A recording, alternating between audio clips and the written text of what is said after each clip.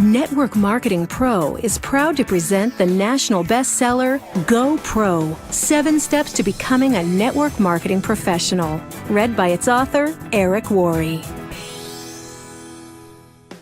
I remember the day I was introduced to network marketing for the first time. It was January 1988. I was 23 years old and selling real estate for a small company owned by my father and his friend, John Joyce. I was newly married with a little boy. I was already behind on my bills and I was scared. The year before, I had earned about $45,000 in real estate commissions, which was a good thing. The problem was that I'd spent about $60,000 and didn't save any money to pay my taxes, which would be due in just a few months. When John Joyce came to my desk that day and said, "Eric, I think I have a way for us to make some extra money," I said, "Tell me more." He went on to say a good friend of his had something to show us and had invited us to his house. So I got in the car with John and my dad and drove over to check it out. When we arrived, he brought us into his living room, popped a tape into his VCR and hit play. I sat and watched this crazy video. It was filled with mansions and limousines and testimonials of people making fortunes virtually overnight. It was so over the top, I just couldn't believe it to be true. So I proceeded to tell everyone I thought it was a bad idea and I wasn't interested. My natural mental filters just couldn't let it in. Then something interesting happened. John and my dad said, "Okay, that's too bad, but we're going to do it anyway." This had a major impact on me because the only thing worse than being broke and in debt was the thought of seeing these two go on to make huge money without me.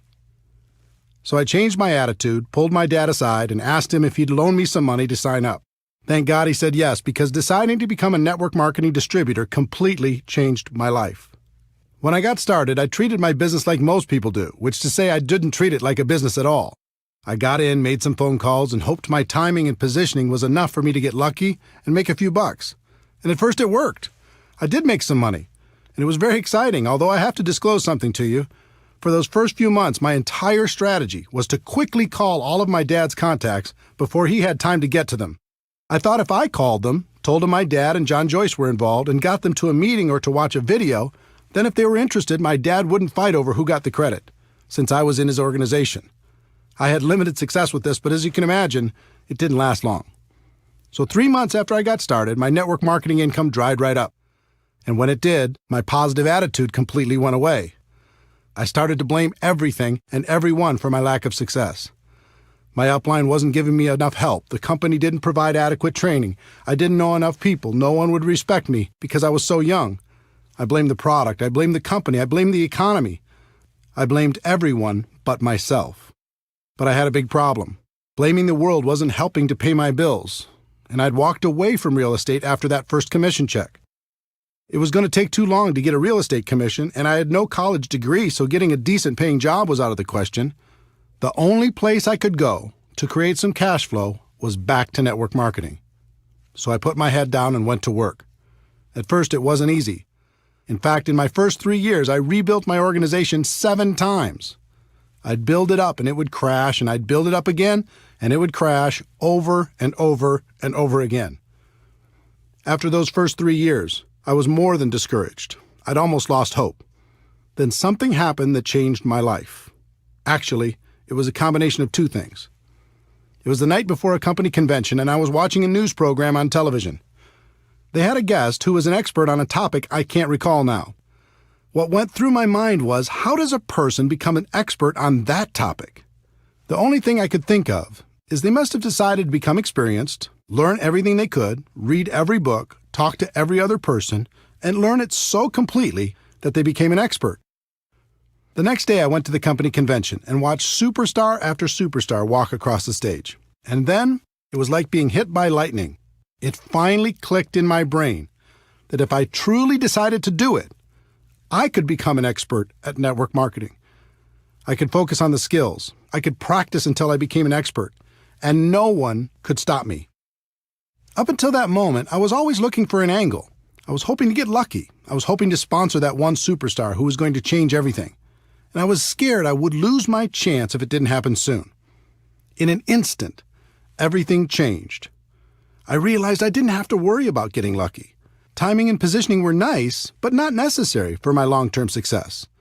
I didn't have to worry about my upline, knowing the right people, or anything else. All I had to do was become an expert. So I decided that day to change my focus and develop the skills to become a network marketing professional. It was a day that changed my life. Since then, my life has been an amazing adventure. Network marketing became a career for me. I have complete time freedom. I've met the most amazing people around the world. I've been able to touch and be touched by the lives of hundreds of thousands of people, travel all over the world, contribute to the causes that are important to me, and most importantly, become a better person in the process. All of this happened for me, and it can happen for you too. In this audiobook, I'm going to give you the fundamental principles that can guide you to becoming a network marketing professional. They've served me well over the past few decades, and I know they'll serve you just as well. Welcome to an exciting adventure.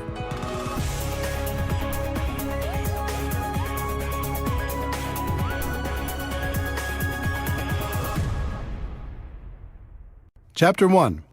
Network marketing isn't perfect, it's just better. Do you feel restless? Do you feel unsatisfied?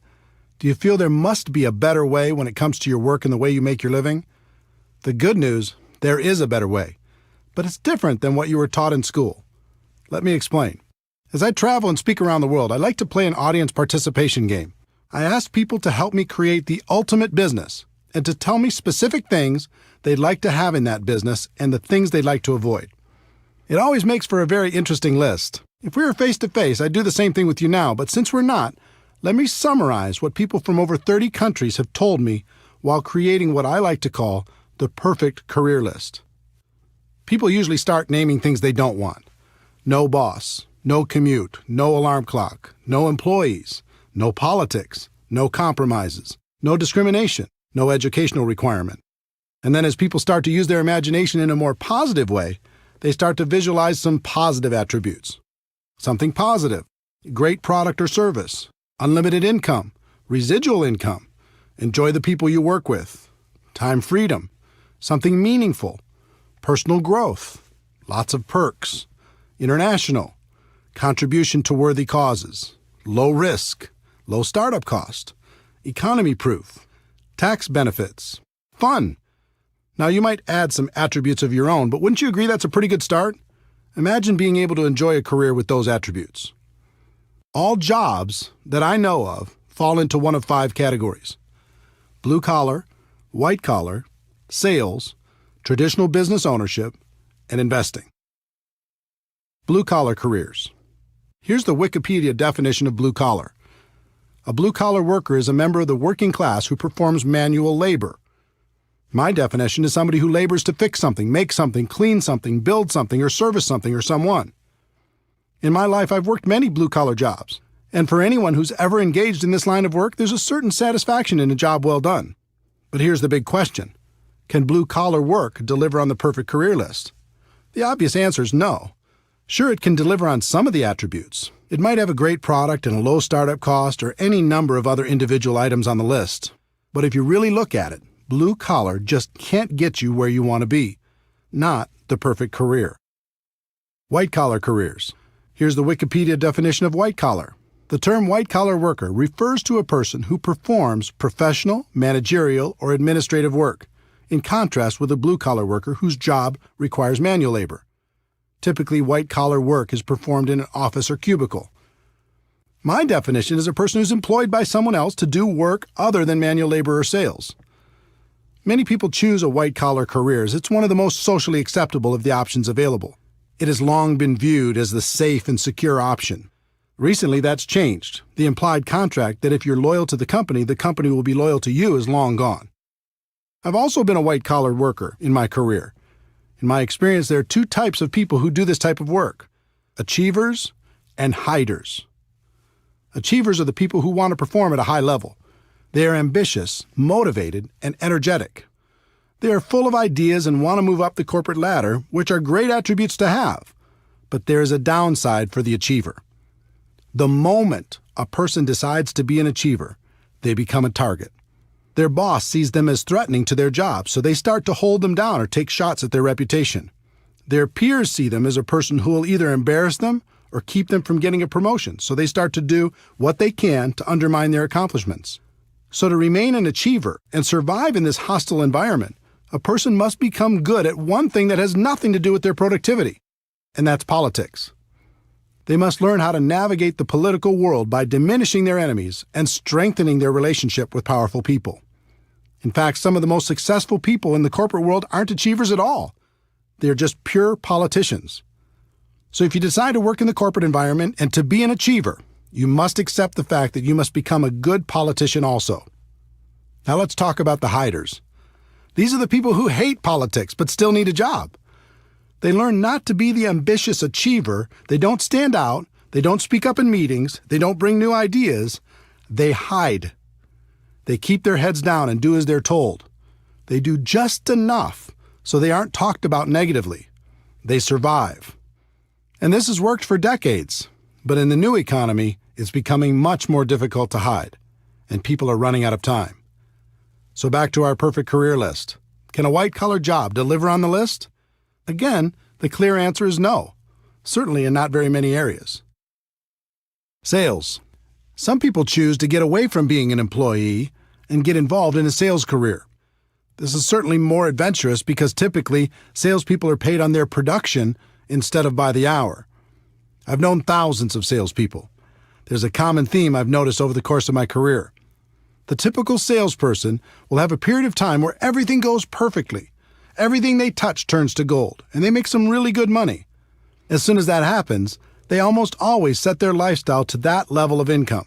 They buy a new house, get new cars, put their kids in better schools, purchase a vacation home, the works. Everything's great for a while. And then something changes. The company changes the compensation plan. Their territory gets reduced. A competitor shows up. They lose their best customer. The economy goes into recession. New technology makes their offer less valuable, or government regulations change their industry. These are just a few examples. There are hundreds more reasons why the salesperson's world could, and probably will, get more complicated. When that happens, with the big lifestyle they've developed, now 40 hours a week isn't enough to pay the bills. So they go to 50 hours a week, and then 60, and then 70. And then their life gets very small. Yes, they have the stuff, but they don't have the time to enjoy it. The other challenge for the sales career is, no matter how a person does, they still start at zero the next day. It can be tiring to live under that kind of pressure over a long period of time. Can a sales career pay the bills? Sure. But can it deliver on the perfect career we described earlier? Again, the answer is no. Traditional business ownership. Some people opt for the big dream, building their own business where they're the boss and they call the shots. It's an exciting idea, isn't it? Here's the reality for most people. Step 1. They use their life savings, take on new debt, and many times borrow money from friends and family to get started. Step 2. They take on more debt in the form of leases and personal guarantees in just about every direction. Step 3. Now, instead of focusing on what they're good at, let's say they were great at sales and decided to start their own business, they have to be all things to all people. They act as attorney for legal matters, accountant for financial matters, babysitter for employee matters, negotiator for purchasing matters, and collection agency for accounts receivable matters. They even get to take out the garbage. They're doing everything but selling, which is what they were good at in the first place. Step 4. They struggle. Instead of owning the business owns them.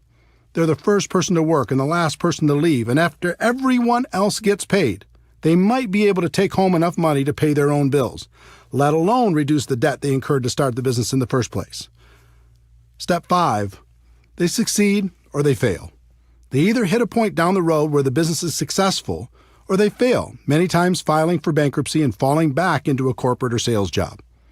And even if they are successful, that usually means a lifetime of long hours and stress. Sounds romantic, doesn't it? If you haven't started your own business before, ask friends who have if this description isn't accurate. Most people who start their own traditional business aren't worried about getting a return on their investment. They just want a return of their investment. It's pretty clear that traditional business ownership can't provide the perfect career as we've described it. The investor. The last category of ways to earn a living in the world today is to be an investor.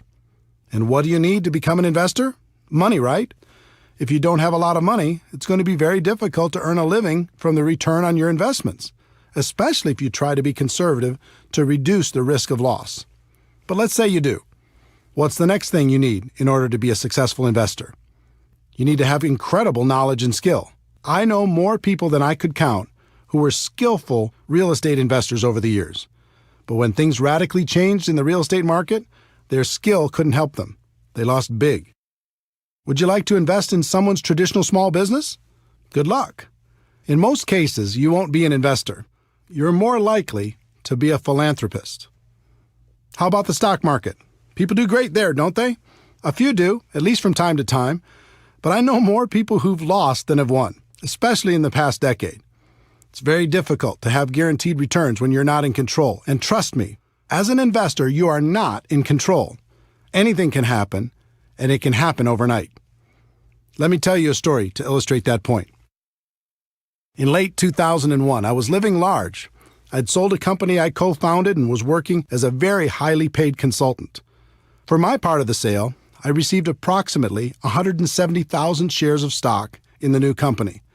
It was publicly traded on the New York Stock Exchange and selling for about $44 a share, which meant the value of my stock was around $7.5 million. I had big income and a great portfolio. Life was good. I used part of the stock to secure a home construction loan of about $2 million for a dream house I was building. As for the rest, I didn't diversify because I knew the company was in great shape with a good product and an amazing sales force. Then something out of my control happened. Overnight, the stock went to $37 a share because a group of investors had targeted the company and shorted the stock. In other words, the lower the stock price went, the more money they'd make. I thought it was ridiculous because the company was doing great. So I bought some more shares at $37, using my existing shares as collateral, knowing the price would go back up. It went to $33. I bought more shares. It went to $27. I started getting margin calls, which meant if I didn't send them money, they were going to start selling my shares to cover the losses. I didn't have it to send. The stock continued to go down.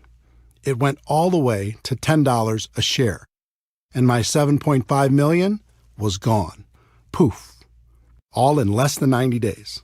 Now, the stock eventually came back and the company was taken private for $65 a share, but I wasn't there to capitalize on it. I was wiped out. Could I have been smarter? Sure. Did I make mistakes? Absolutely. But here's the lesson. If you're going to be an investor, you have to accept that things will be taken out of your control from time to time. And when that happens, it can be very expensive. So back to our perfect career list. Can being an investor deliver on that list? I don't think so. We've talked about blue-collar work, white-collar work, sales, traditional business ownership, and investing. And none of them can deliver on our perfect career list. So is the perfect career even possible? The answer is yes, but to get there, you need to understand that everything is changing. The old models of compensation are dead or dying, and we are going through the biggest economic shift in any of our lifetimes. The new economy, the world as you know it, has changed. For the people who don't recognize that fact, it will be the worst of times. For the people who do, it will be the best of times. Over the last 100 years, an interesting phenomenon occurred. The rise of the corporation became the standard in society. The safe and respected place for people to exist in the world was as an employee. Step 1, go to school and learn how to be an employee. Step 2, find a company that will employ you. Step 3, work for that company for 40 years. Step 4, retire. In recent decades, the promise of being rewarded by the company for your loyalty and hard work has been exposed as a myth. People began to realize the loyalty they were giving to their company was not being given in return. So a different process evolved. Step 1, go to school to learn to be an employee. Step 2, find a company that will employ you. Step 3, switch companies for various political or economic reasons every 3 to 5 years over the course of your career. Step 4, find that you can't retire comfortably after 40 years, so you keep working. And now we're going through the biggest shift in any of our lifetimes. For a century, companies have paid people by the hour, by the week, or by the year. That's changing on a global level. The world is moving towards a performance economy, and it's already happening. Here's what that means. In the future, you're only going to be paid for performance. You won't be paid for your time anymore. Servers in the food industry already live in this model. They get a very low hourly wage required by law, and they make their living through tips based upon their performance. If you can imagine the same model being applied to virtually every job in the world, you'll see what's coming. The person cleaning the rooms in a hotel won't be paid by the hour anymore. They'll be paid by the room. For office workers, here's an example. A person has a $60,000 annual salary. Step one, the company will lower that salary to something like $50,000 because with today's marketplace, there's other people who will take the job for a lower amount. Step two, they'll reduce their base salary to something like $20,000 a year. Step three, they'll tell that person that they can get an additional $30,000 over the year if they hit certain performance benchmarks on a monthly basis. In other words, if they hit their numbers, they can make an additional $2,500 a month. Now the pressure's on and the company's loving it. If you don't hit your numbers, they can save even more money. If you do hit your numbers, guess what's in your future? They're going to raise your requirements. Unless you are extremely specialized, this will happen to you if it hasn't already. Count on it. And it will happen in every single profession worldwide. The evolution has begun. Why is this happening? One, it's a better model for the company. They'll get better results with less expense. Two, the new economy needs fewer people, so the company has more people competing for fewer and fewer jobs. Let me explain why the new economy needs fewer people. The exponential rise of technology has changed everything. Over 100 years ago, 90% of the population worked in agriculture. Today, because of dramatic efficiencies, it's less than 1%, and the farming jobs are gone. Remember customer service call centers where you talk to people? Today, you talk to a machine, and those jobs are gone. Remember when companies had a massive amount of salespeople? Now people order online, and those sales jobs are gone. Remember Blockbuster Video and all of its employees? Now people watch movies on their handheld or tablet devices, and those jobs are gone. I love books, but go to your local bookstore while you can. They'll be history soon, and so will the jobs provided by those stores. I could go on and on through virtually every work category in the world.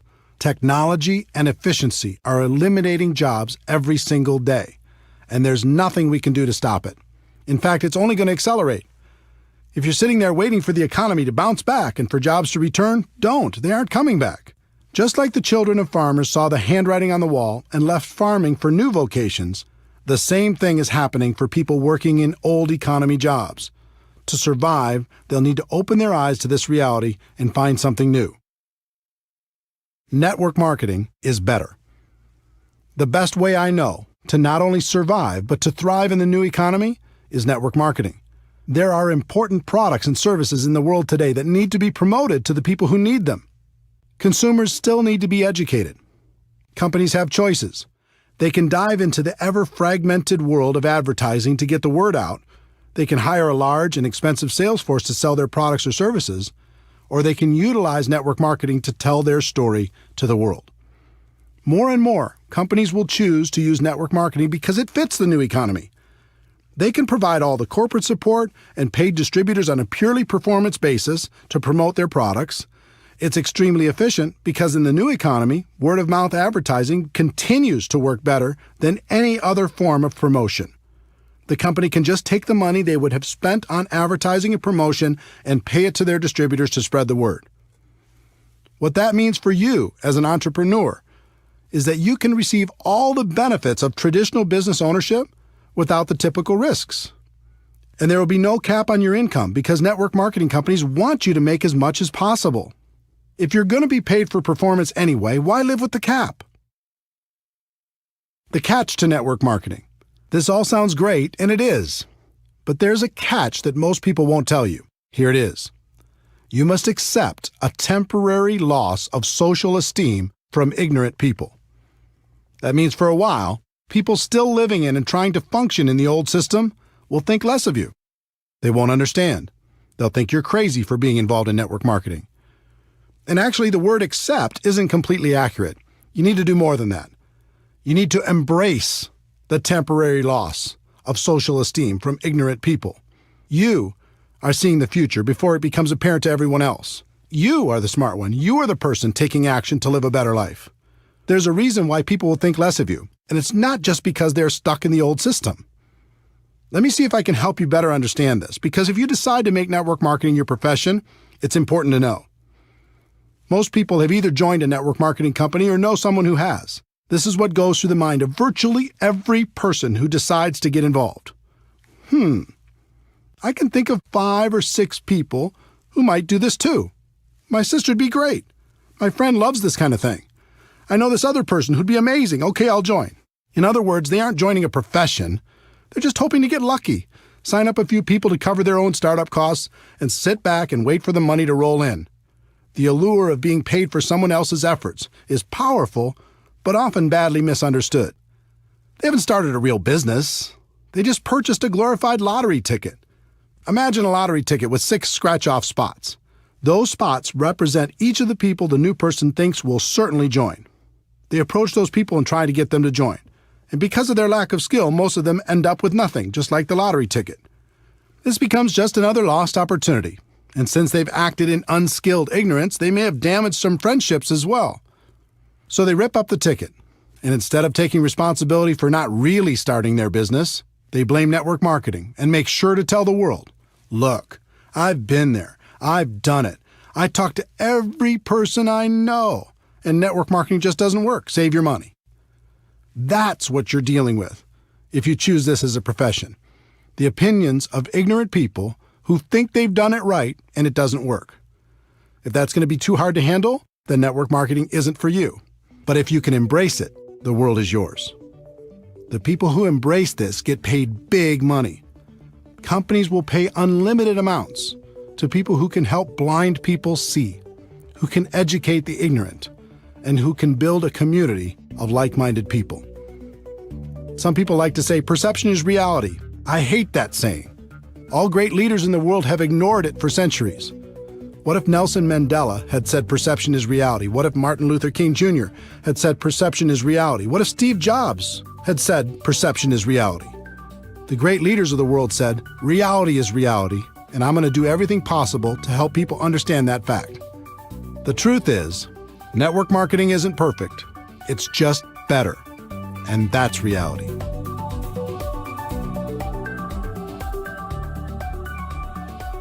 Chapter 2. If you're going to be involved in network marketing, decide to be a professional. Decide to go pro. There are 3 categories of people in network marketing. I've seen all of them, and I've been all of them. They are the posers, the amateurs, and the professionals. Posers. Posers treat this profession as a lottery ticket. They're hoping to hit it big with as little effort as possible. When I first started out, I was a poser, hoping to ride on my dad and his partner's coattails. Luckily for me, I got some results, and that kept me going, at least in the short term. But I think you can agree with me that remaining in the poser category is a bad idea. Within about 90 days, I moved out of that category and became an amateur. Amateurs. Amateurs focus on different things. One of the things I continued to focus on as an amateur was luck. I was really hoping to get lucky and sign that monster distributor who was going to make me rich. We've all heard the stories of some person who had their lives completely changed by one sign-up.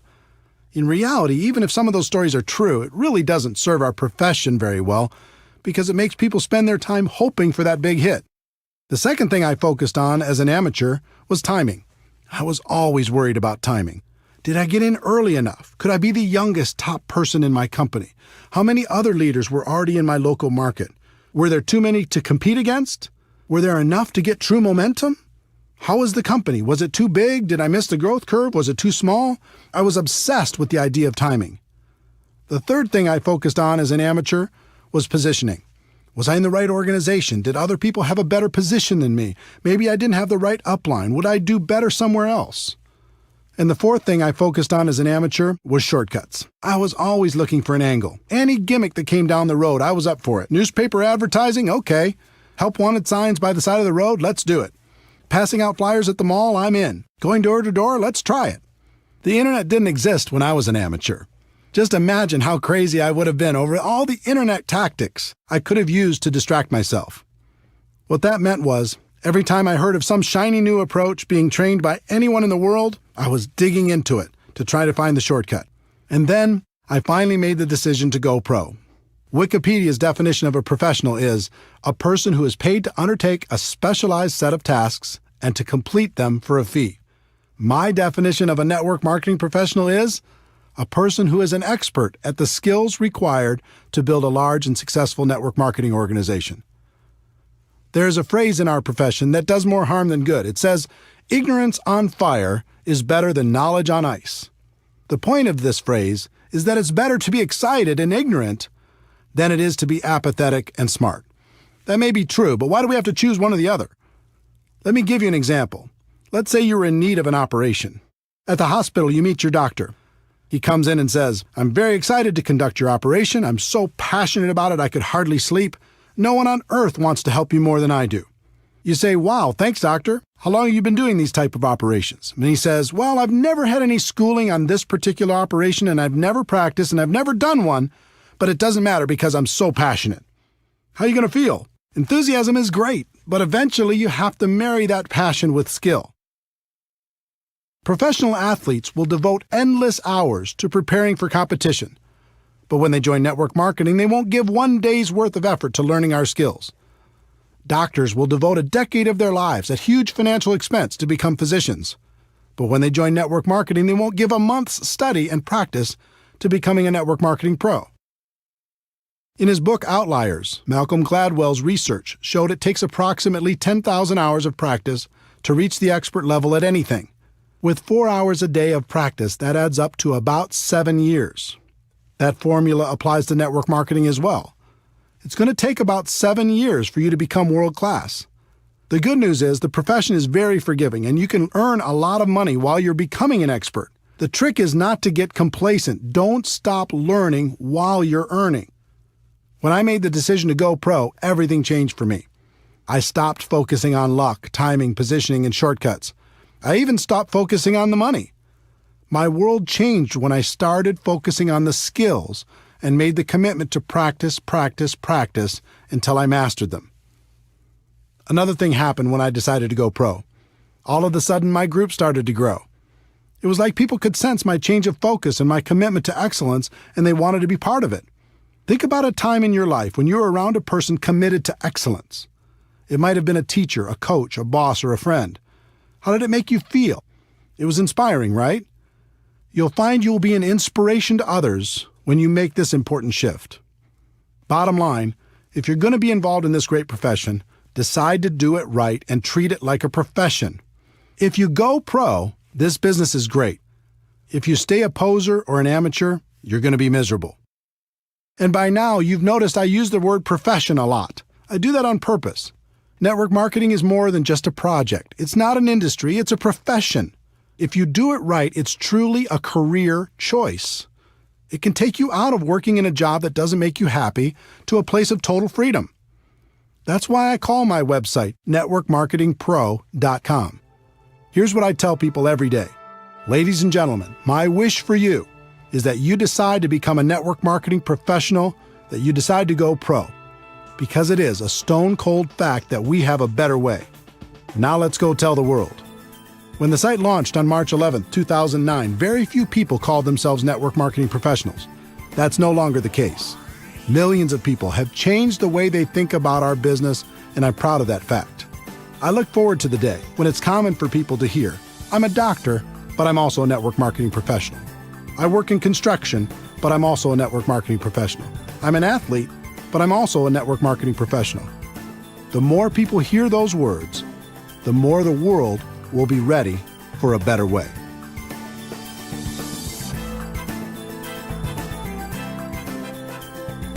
Chapter 3. Like any profession, you'll need to learn some skills. I hope by now I've been successful at convincing you that network marketing is a better way. I hope I've also gotten the point across, if you're going to be involved, it's best to become a professional. The next step is recognizing that you'll need to learn some skills. But before we get to those skills, let me give you some good news. Unlike most professions, you're not going to need a lot of money for your education. You won't have to take out student loans, and you can actually earn while you're learning. In addition, this profession isn't biased. In fact, it's the most equal opportunity in the world. Your background, experience, contacts, age, race, or gender aren't going to be factors in your ability to learn the skills to go pro. And finally, this isn't complicated. The skills necessary to grow a large and successful business are extremely learnable, and you're going to have a surprising number of people financially motivated to help you learn them. There are 3 primary elements to your network marketing business. First, you have the company's products. If some people are successful in marketing those products and you're not, it isn't the product's fault. In other words, everyone in your company has the same products to offer to the public. Second, you have the company's compensation plan. If some people are making a lot of money and you're not, it isn't the compensation plan's fault. There isn't one plan for men and one for women. There isn't one plan for different age groups or educational backgrounds or for the color of your skin. The compensation plan is the same for everyone. The third element is the most important, and that element is you. You are really the only variable. Everyone has the same product and the same compensation plan, but you're going to be the difference between success and failure. That means right here and right now, you need to take responsibility for your network marketing business. Decide today never to blame anyone or anything else for your lack of results. In fact, in network marketing, there's something of an epidemic going on. People just love to blame their upline, the people above them in the structure, for all of their problems. If my upline did this for me or did that for me, everything would be better. If you're committed to building a large and successful organization, I'd encourage you to do something important. I'd like you to say goodbye to your upline. Call them up and say something like, "I want to thank you for this opportunity. I appreciate it. Getting into business for myself was important, and I appreciate you introducing me to a company that you believe in and that I now believe in as well. But from now on, when it comes to building my business, I'm going to use you as a resource, but never as an excuse. I may call on you from time to time. If you're available, that's great. If you're not, that's okay too. I'm going to build my business, and I understand one thing. It begins and ends with me." Everything changes when you take full responsibility for your network marketing career. Would it surprise you to know that there are only 7 fundamental skills necessary to build a huge business in network marketing? 7, not 70. Each one's fairly basic, but it always amazes me how little effort people put into learning them. If a college course were offered on network marketing, it would be one of the easiest classes to take. It's not rocket science, but you'll be happy to know it's one of the highest paid skill sets in the world. Let's explore each of them together.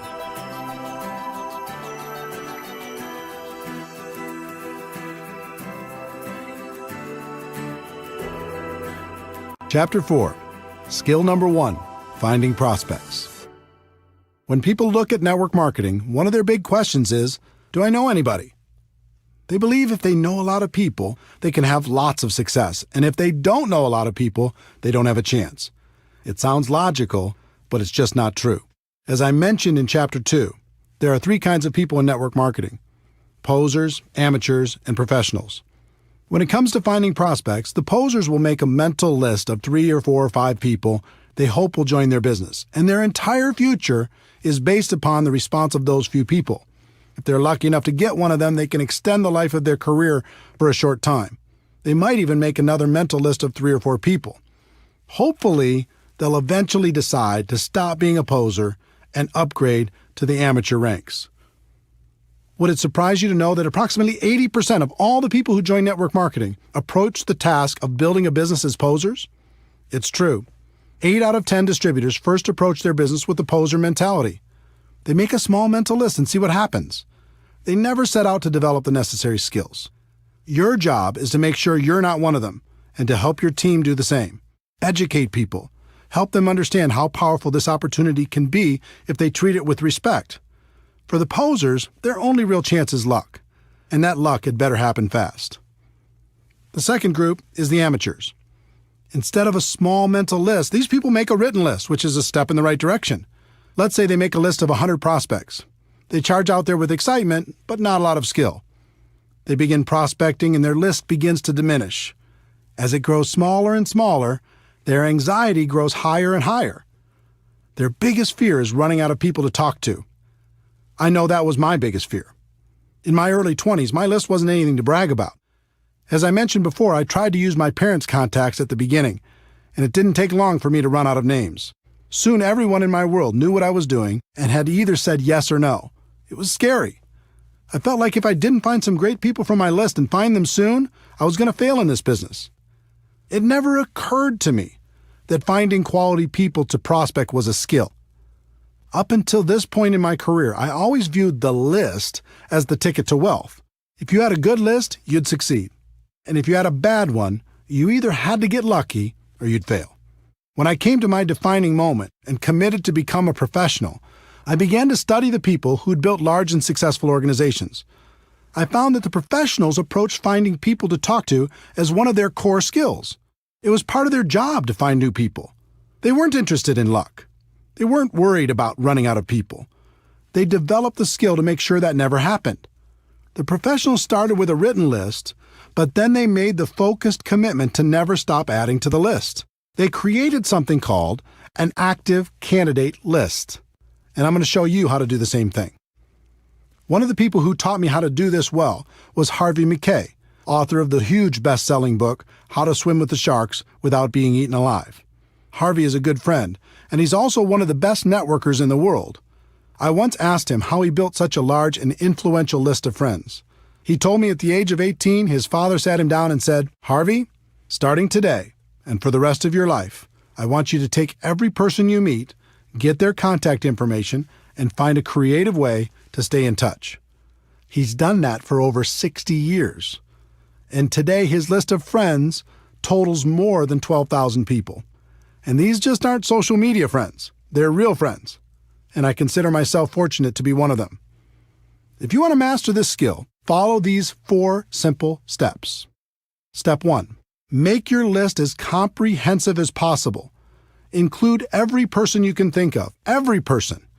It doesn't matter if you think they are a prospect or not. Your database will be one of your most important assets. Everyone goes on the list. If they're negative, put them on your list. If you hate them, put them on your list. If they're your best friend, put them on your list. If they said, "I'll never be involved in network marketing," put them on your list. If they're 98 years old, put them on your list. If they're 18 years old, put them on your list. It's important to do this because as you empty your mind out on paper, it will make more room for new context to find room in there. When you write down your nephew, you begin to think about the circle of people around your nephew. All of these connections will become apparent to you as you make your list more and more comprehensive. Think about everything. Every organization you've ever been involved in, every group you've ever been a part of, everything you've ever done. If you do this right, it'll end up being hundreds and hundreds and maybe even thousands of people. You're not required to prospect everyone on your list. That's up to you. But it's extremely important to do the work necessary to truly capture your network on paper. Step 2. Have you heard of the concept that we're all only 6 contacts away from any person in the world? 6 degrees of separation? I'm not sure if that's a myth or if it's true, but I believe in the concept. So step 2 is looking at your list and thinking about the people they know. The 2nd degree of separation. Chances are you'll know most of them also. Think about members of your family. Who do they know? Add them to your list. Think about your friends. Who do they know? Add them to your list. Think about all the relationships in your life. Who do they know? Add them to your list. Don't worry about what you're going to do with this list yet. We'll talk about that a bit later. Just keep building it. Step 3. Constantly expand your list. This is why the professionals call this an active candidate list. It never stops growing. The pros have a goal to add at least 2 people to their list every single day. They may not prospect them, but as Harvey McKay's father said, they go on the list, and you should find a creative way to stay in touch. Harvey's book, Dig Your Well Before You're Thirsty, deals with this concept. If you think about this as a core skill, you realize it isn't very hard. You come into contact with people every day. Just add them to your list. You meet people through online social media. Add them to your list. You do business with new people. Add them to your list. My friend Jordan Adler is the author of Beach Money. He's also a 7-figure-a-year earner in network marketing. He's a master at step 3. He just lives his life and is always making new friends. And if you look at his business, almost all of the people he's recruited into his huge organization are people he didn't know before he started his network marketing business. He's a pro. Professionals develop a higher level of awareness. They pay attention to the world. They know they'll be introduced to new people all the time. Posers and amateurs don't even notice. They just go through their day saying, "What people? I don't see any people." How hard would it be to raise your awareness and add 2 new people a day to your list? Think about it. If you did that 6 days a week, that is over 600 new people a year. Do that for 5 years, and it's over 3,000 people. Can you see why professionals don't worry about running out of people to talk to? Please understand, I'm not saying you should assault these people with your pitch the moment you're introduced. Some people in network marketing make that mistake, and it's not good. Just add them to your list, make friends, develop a connection, and when the time is right, you can help them understand what you have to offer. Step 4, network on purpose. Professionals network on purpose. It's hard to meet new people if you're hiding from the world. Get out there, have some fun, join a new gym, have fun with a new hobby, volunteer for a cause that's important to you. Find places and organizations where you can meet new people. Not only will it be good for your business, but you'll also make some great friends.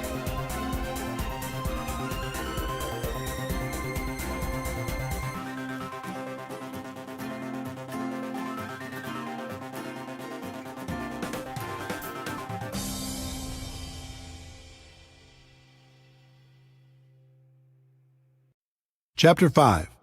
Skill number 2. Inviting prospects to understand your product or opportunity. Once you've identified your prospects, the next skill is learning how to properly invite them to find out more about your product or opportunity. This is by far the most critical skill to develop. I call it the gateway skill for network marketing. If you aren't successful in getting anybody to take a look, then we can guess what your future will look like in MLM. Most people think you must start off with a great reputation and have a lot of influence with others for them to take a look at your opportunity. It's just not true. When I first started in 1988, I had no reputation and no influence. I barely escaped high school, attended one semester of community college before dropping out, and had a total of 18 jobs, all before the age of 23. Do you think I had a lot of respect in the community? I had zero. And since I was a $5 to $10 an hour person, all of my friends were the same, so they weren't much help. Most of them were still living with their parents. But I was desperate, and I was scrappy. In the beginning, I made up in numbers what I lacked in skill. I called everyone I knew, and I gave them my pitch. A few of them joined. Most didn't. I placed ads in the local newspaper. I gave all of the people who responded my pitch. From all of that activity, a few joined. Most didn't. I tried everything. I was like a hunter with the goal of bagging an elephant. I went around with my gun/opportunity in my hand and shot at everything that moved. I didn't really care about relationships. All I cared about was getting the new recruit. My attitude was some will, some won't, so what, next. But because I was a hunter, everyone around me felt hunted, and they started to avoid me, and it wasn't fun. Even worse, the people I did get to join my business tried to do the same thing I was doing, failed, and then quit. After 3 or 4 years of frustration, I came to my defining moment and started studying successful people in MLM to see what they did. What I found surprised me. They weren't hunters. They were more like farmers. They built relationships. They built friendships. They learned how to build trust with the people they met, and were able to skillfully transfer the belief they had about their products and opportunity. Their goal wasn't to immediately recruit their prospects. Their initial objective was to educate their prospects on what they had to offer, and then let those prospects decide if it was something they wanted to do. This was a huge switch in strategy for me, and I began to look at things differently. I put myself in the prospect's shoes and thought about what would be attractive to me and alternatively, what would cause me to put up my defenses. I realized why the pros had such great results. Instead of acting like sharks, they were more like coaches or consultants. They built relationships and then offered common-sense solutions to people's problems. Who wouldn't like that? The other thing I noticed with the professionals is they didn't pitch their product or opportunity. Instead, when the timing was appropriate, they just invited people to do one of two things, based upon the individual prospect situation. The first thing they did was invite people to attend some sort of event, such as a one-on-one or two-on-one meeting with another member of their team, or a 3-way phone call conversation, a small group presentation in their home, an online webinar, a local hotel meeting, or some larger company event or convention. Professionals understand that personal interaction is a critical component when it comes to building trust and transferring belief, so they try to connect people as much as possible. The second thing they did was invite people to review some sort of tool. I'm a big believer in using tools to help educate a prospect. Tools take many forms. There are CDs, DVDs, magazines, brochures, websites, and online presentations. With some companies, you can even let people sample the product and treat that as a tool. There's no question that technology continues to evolve, offering more and more convenient ways to help educate prospects. but I have to interject a personal opinion based upon experience. While technology allows us to get people quality information quickly, there's nothing like a physical tool. In a world of bits and bytes and in a network marketing world where it's important to build trust, a physical tool makes it real. Of the two methods used to help educate the prospect, events are the most effective. There are lots of reasons. There's a physical interaction from meeting with people, and that helps build trust. There's the important element of social proof. It's valuable for the prospect to see that there's other people actively involved and find out what those people are like. There's education on the product and the financial opportunity. They get to see firsthand the kind of support that's involved, and they realize they won't have to do everything by themselves. In most cases, there's an excitement and urgency at these events, and they get to hear stories of how things are going for other people. Those are some of the benefits. The only downside to events is they can be difficult to schedule and confirm, especially for a brand new person. If you don't have the skills, it's fairly common to invite 20 people and have 1 or 2 show up, and that can be very discouraging. For building a large and duplicating organization, I've found that a tool is a better first step. Remember, our goal is education and understanding. We want people to know what we have and understand how it can benefit their lives. A tool is a great way for people to become educated and hopefully excited in the middle of their busy lives. They might not have time to drive across town to meet with you, but they can listen to a CD in their car or watch a short DVD, read a magazine, or watch an online presentation. If you were to look back at my career, you'd see that tools changed everything for me. In 1990, my company came out with a video that was dynamic and exciting. Even though it was wildly expensive at $15 each, back then it was worth it. Because when you learned how to invite people to watch that video, the results were dramatic. Everyone in the company became focused on a daily method of operation that centered around inviting people to watch our video. We allowed no distractions. Our entire culture revolved around this strategy, and our growth went through the roof. Events were still very important, but they were a second step after a person watched our video. By adopting this new approach, my organization finally broke out, and I was able to enjoy the experience of having a group that grew with or without me. It was more fun than I can describe. My group grew from a few dozen to a few hundred and then a few thousand. All I did was learn how to successfully invite people to watch a video, follow it up with an invitation to an event, and teach everyone else to do the same thing. The second career breakthrough took the form of an audio cassette. Yes, I said cassette. This was 1992, and that's all we had. The company was launching something new and exciting, and this time I personally recorded an audio that explained the opportunity in detail. We sold it for 50 cents a piece, which covered our costs, and in less than 1 year, that little audio cassette sold over 1 million copies.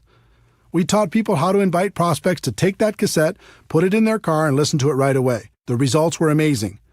We trained people to get 100 cassettes at first, get them out to everyone they knew, and then had them focus on getting out 2 a day after that. Using that simple system, my income grew to almost $1 million a year. Different companies use different tools and event strategies to grow their business. Some use home parties, some use online presentations, some use one-on-ones with magazines and flip charts. Find what's working best in your particular company, develop your daily method of operation, and then train your people how to effectively do the same and invite their prospects to plug in. As a professional, you're going to be inviting your prospects to review a tool or attend an event. Here's what you're not going to be doing. You're not going to be pitching people and trying to dazzle the world with your wisdom. That approach will feed your ego, but steal from your bank account. Let me give you my formula for financial independence in network marketing. Your ability to get a large group of people to consistently do a few simple things over an extended period of time. It was this formula that helped me break out of network marketing mediocrity, and it will help you do the same. For years, I focused and depended on my ability to persuade other people to join me. Then I graduated to finding a few key leaders I could train to do what I was doing. And finally, I learned the formula I just gave you and began to focus on getting a large group of people to consistently do just a few simple things and to keep doing them. When that happened, everything changed for the better. Those are the fundamentals. Let's take a moment to talk about the emotions of inviting. There are 4 basic rules. Rule number 1. You must emotionally detach yourself from the outcome. This is extremely important. Remember, our initial goal is education and understanding. It's not getting a new customer or signing a new distributor. In other words, if you disconnect your emotions from that outcome and just focus on education and understanding, everything gets very simple. This sounds easy, but it's difficult to do. All of us come into this business with the hope of recruiting some great people. It's hard to disconnect from those expectations. But you need to remember, we're not hunters. We're not sharks. Our job is to educate people and help them understand what we have to offer. We act as consultants, offering suggestions on how people can live a better life. If you focus on getting a customer or a new distributor, you'll constantly be disappointed and you'll find your prospects running away from you. If you focus on education and understanding, you'll have fun and your prospects will enjoy the experience. Rule number 2, be yourself. So many people become a different person when they start inviting. This makes everyone uncomfortable. Be yourself. Just focus on being your best self. Rule number 3, bring some passion. Enthusiasm is contagious. It's okay to get a little bit fired up. Get focused. Listen to some music that inspires you. Smile when you're on the phone. I assure you, your positive emotion will translate into better results. Rule number 4, have a strong posture. This was a big one for me. At first, I was so insecure, I didn't think anyone would take me seriously. But as I watched the professionals, I noticed their posture. They were bold, they were confident, they were strong. So I decided to be bold as well. I stopped apologizing all the time. Instead of saying, yes, I know I've had a lot of jobs so far in my life, but I'm hoping this will be the change I've been looking for, I started saying, guess what? I'm sick and tired of the life I've led up until this point, and I've decided to take charge. I wouldn't bet against me because I'm serious. You feel the difference? Be yourself, but be a bolder self. Be yourself, but be a stronger self. Be yourself, but be a more confident self, at least when you're inviting. I found I could do that for short periods of time at the beginning. And just like building a new muscle, I could eventually do it longer and longer until it became part of me. So now that we've set the stage, let's go through the invitation formula. This formula is designed to be used over the phone or face-to-face. It's not to be used with texting, email, or any other communication tool, just on the phone or face-to-face. This can work with your warm market prospects, someone you know, or cold market prospects, someone you meet while living your life. I'll give you examples for both. There are 8 steps to a professional invitation. That might sound complicated, but with a little practice, you'll find it's an easy skill to master. Step 1, be in a hurry. Step 2, compliment the prospect. Step 3, make the invitation. Step 4, if I, would you. Step 5, confirmation number 1, get the time commitment.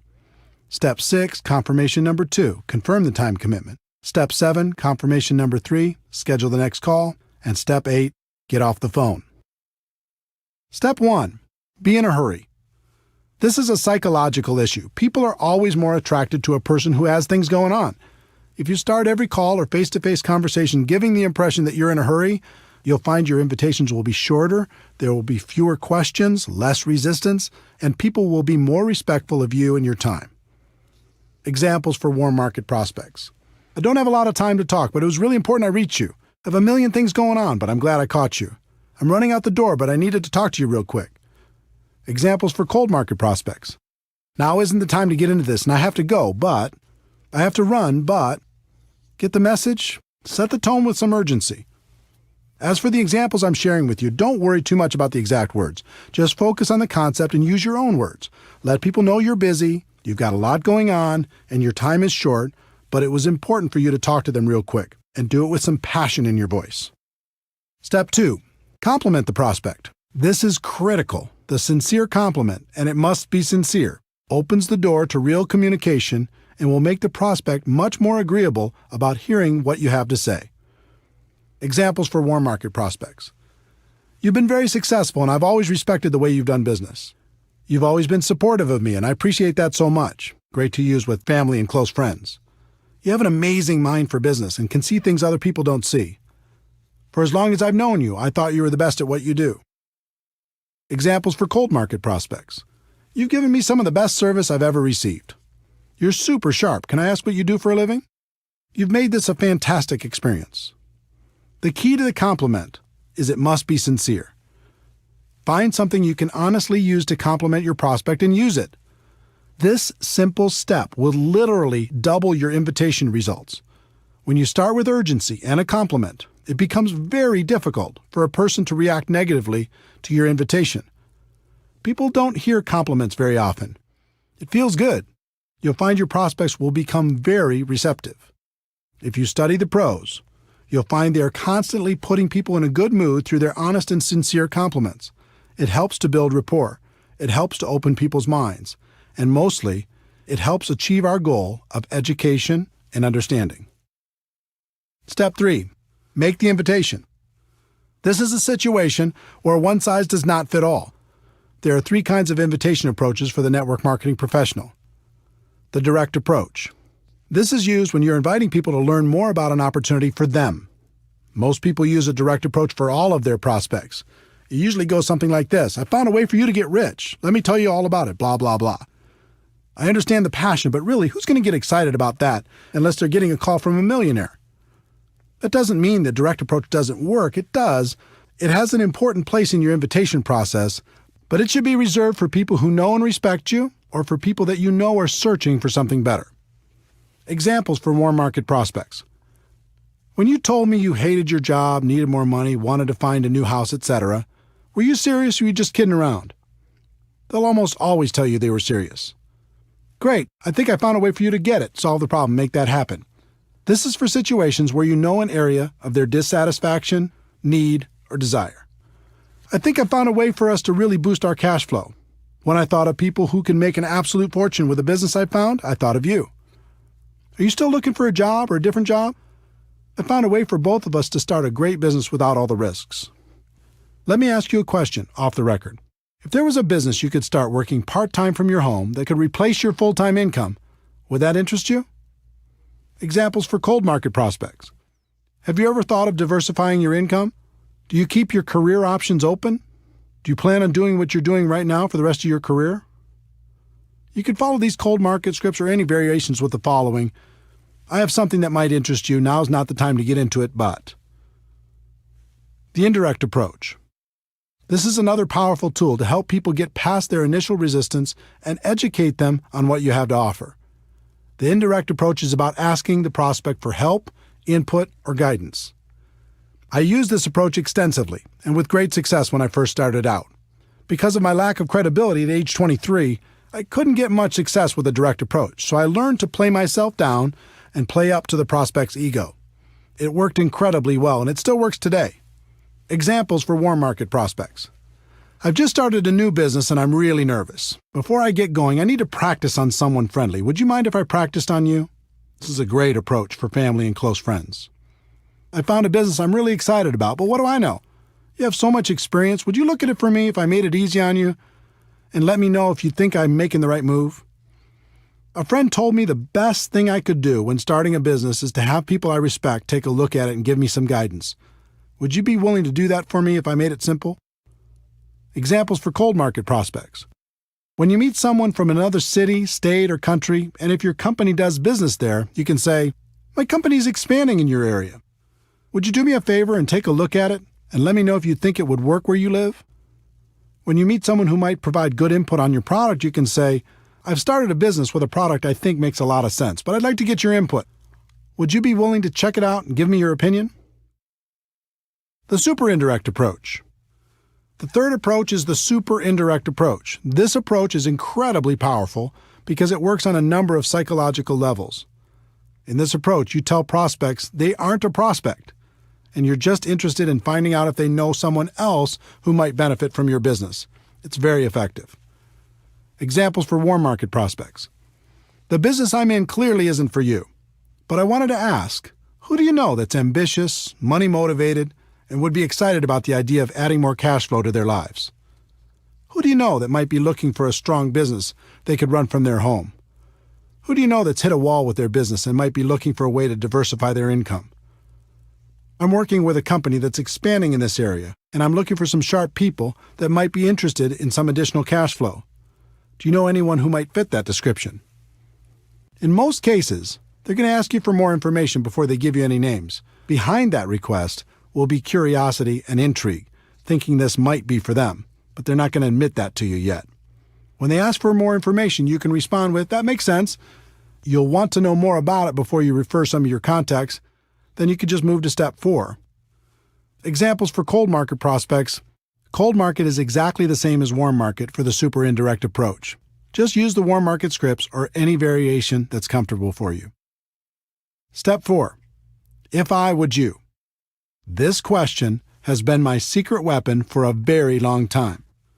It is by far the most powerful phrase I've come across in building a large and successful network marketing business. If I gave you a DVD, would you watch it? If I gave you a CD, would you listen to it? If I gave you a magazine or some other printed material, would you read it? If I gave you a link to a website with a complete presentation, would you check it out? If I invited you to a special invitation-only webinar, would you attend? If I invited you to a special invitation-only conference call, would you listen in? This question is so powerful, and for a number of reasons. First, it's reciprocal. You're saying you'll do something if they'll do something. As human beings, we're hardwired to respond positively to these types of situations. Second, it puts you in a place of power. You're in control. You're not begging. You're not asking for favors. You're simply offering a value exchange. And third, it implies that you have something of value to offer. You're saying that you will do something, but not unless the other person will do something in exchange. When you value what you have, people will respect you. When I first started, I didn't know about this magical question. I just said things like, I really, really, really want you to watch my video, try my product, listen to the CD, etc. You can imagine the results. The whole psychology of it is weak. If you use if I would you, you're having a business conversation. If you use I really, really, really want you, now you sound desperate, and a desperate distributor is not attractive. If you've used this approach, you already know what I'm talking about. If I would you gets results. It gets people to say yes. It helps prospects see what we have in a different light. Remember, our goal is education and understanding. If I would you helps us achieve that goal. If you started the call with urgency, complimented the prospect, made the invitation, and asked if I would you, their answer will be yes almost 100% of the time, and you can just go to step 5. If they ask for more information first, just respond with, I understand you want more information, but everything you're looking for is on the CD, DVD, printed piece, link, etc. The fastest way for you to really understand what I'm talking about will be for you to review that material. So if I gave it to you, would you review it? If they say no, then thank them for their time and move on. Also, review steps 1 through 3 to see where you might have done better, but do not give your material to them. So you've gone through the first 4 steps and the person said yes. Success! They've agreed to review your tool. Does that mean they'll follow through? Nope. In fact, only about 5% of your prospects will do what they said they would do if you just use the first 4 steps, and 5% is not a good number. To get closer to 80%, you need to complete the invitation process professionally. Step 5. Confirmation number 1. Get the time commitment. You've asked if I would you, and they've said yes. The next step is to get a time commitment. When do you think you could watch the DVD for sure? When do you think you could listen to the CD for sure? When do you think you could read the magazine for sure? When do you think you could watch the link for sure? Don't suggest a time for them. That's another mistake I made early on in my career. Just ask the question and wait for them to respond. This question makes them think about their schedule and their commitments, find a place to review your tool, and communicate that back to you. In other words, it makes it real. When you first asked if I would you and they said yes, it was someday. When you get the time commitment, it starts to be real. The only thing that matters is that they give you a time. It doesn't matter what that time is. Let them think about their schedule and tell you when they will have reviewed the materials for sure. About 90% of the time, they'll give you an answer. The other 10% of the time, they'll be vague, saying something like, I'll try to do it sometime. If they do that, then tell them, I don't want to waste your time or mine. Why don't we just lock in a time when you'll have seen it for sure? Remember, they've already said they'll review it in step 4. This is just confirming the time. The key to all of this is that they've now said yes twice. The first time when they answered if I would you, and the second time when you received a time commitment from them. So now you can give them the tool, right? Wrong. You're not done yet. The professionals take a few more seconds to complete a couple more steps before they're finished. Step 6, confirmation number 2, confirm the time commitment. If they tell you they'll watch the DVD by Tuesday night, your response should be something like, so, if I call you Wednesday morning, you'll have seen it for sure, right? If they say they'll listen to the CD by Thursday morning, your response should be, so if I called you sometime later in the day on Thursday, you'll have listened to it for sure, right?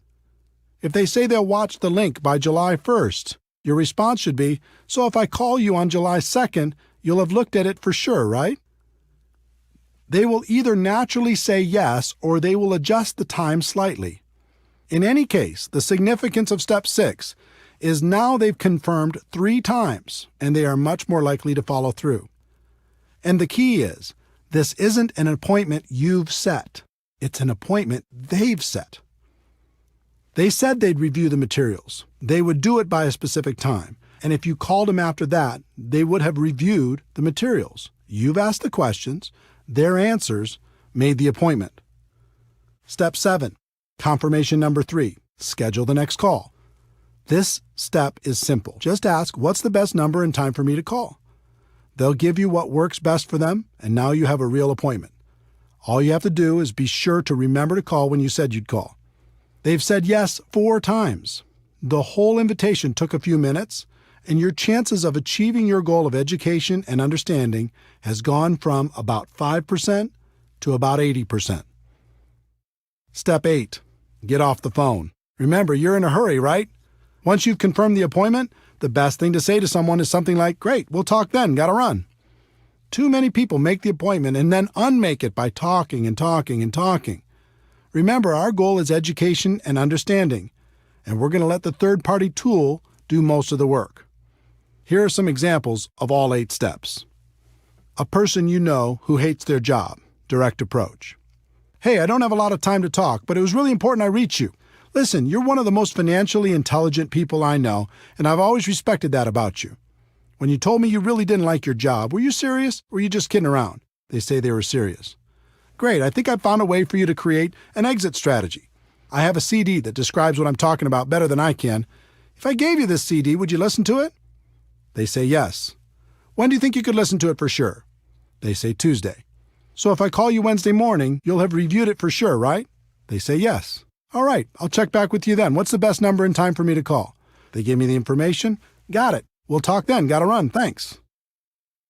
A good friend, indirect approach. "Hey, I'm running out the door, but I needed to talk to you real quick. Do you have a second?" "Great. Listen, you've always been so supportive of me, and I appreciate that so much. I've just started a new business, and I'm really nervous. Before I get going, I need to practice on someone friendly. Would you mind if I practiced on you?" They say sure. "Great. If I gave you a DVD that laid out the information in a professional way, would you watch it?" They say yes. "It's about 15 minutes long. When do you think you could watch it for sure?" They say Thursday.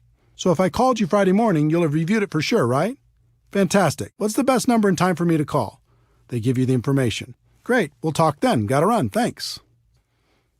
A highly successful person, super indirect approach. "I know you're busy, and I have a million things going on too, but I'm glad I caught you. You've been wildly successful, and I've always respected the way you've done business. I've recently started something new, and I'm looking for some sharp people. It's clearly not for you, but I wanted to ask, who do you know who's ambitious, money-motivated, and would be excited about the idea of adding a significant amount of cash flow to their lives?" They say they do know some people. "I understand that you'd want to know more about it before you recommend people. I have a DVD that explains exactly what I'm doing and the kind of people I'm looking for. It's brief. If I sent one to you, would you review it?" They say they would. "Thanks. When do you think you could view it for sure?" They say next Monday. "Okay, so if I call you next Tuesday, you'll have reviewed it for sure, right?"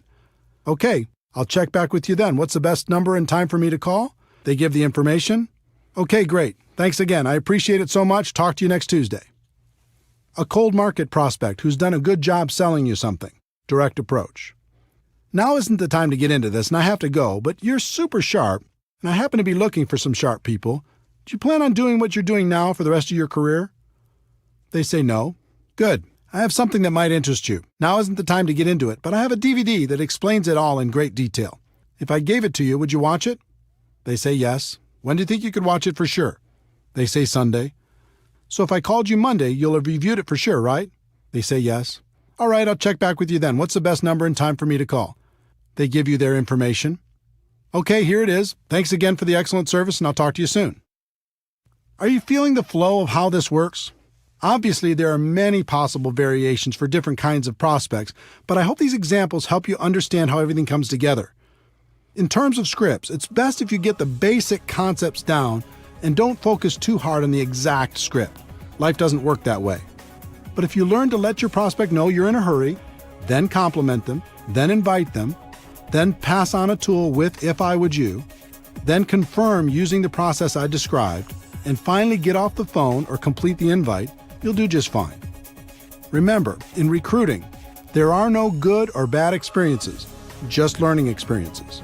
On your journey to become a network marketing professional, the best thing that can happen is for you to develop the skills to recruit on demand in any situation. Then you never have to worry about being lucky. So practice, practice, practice.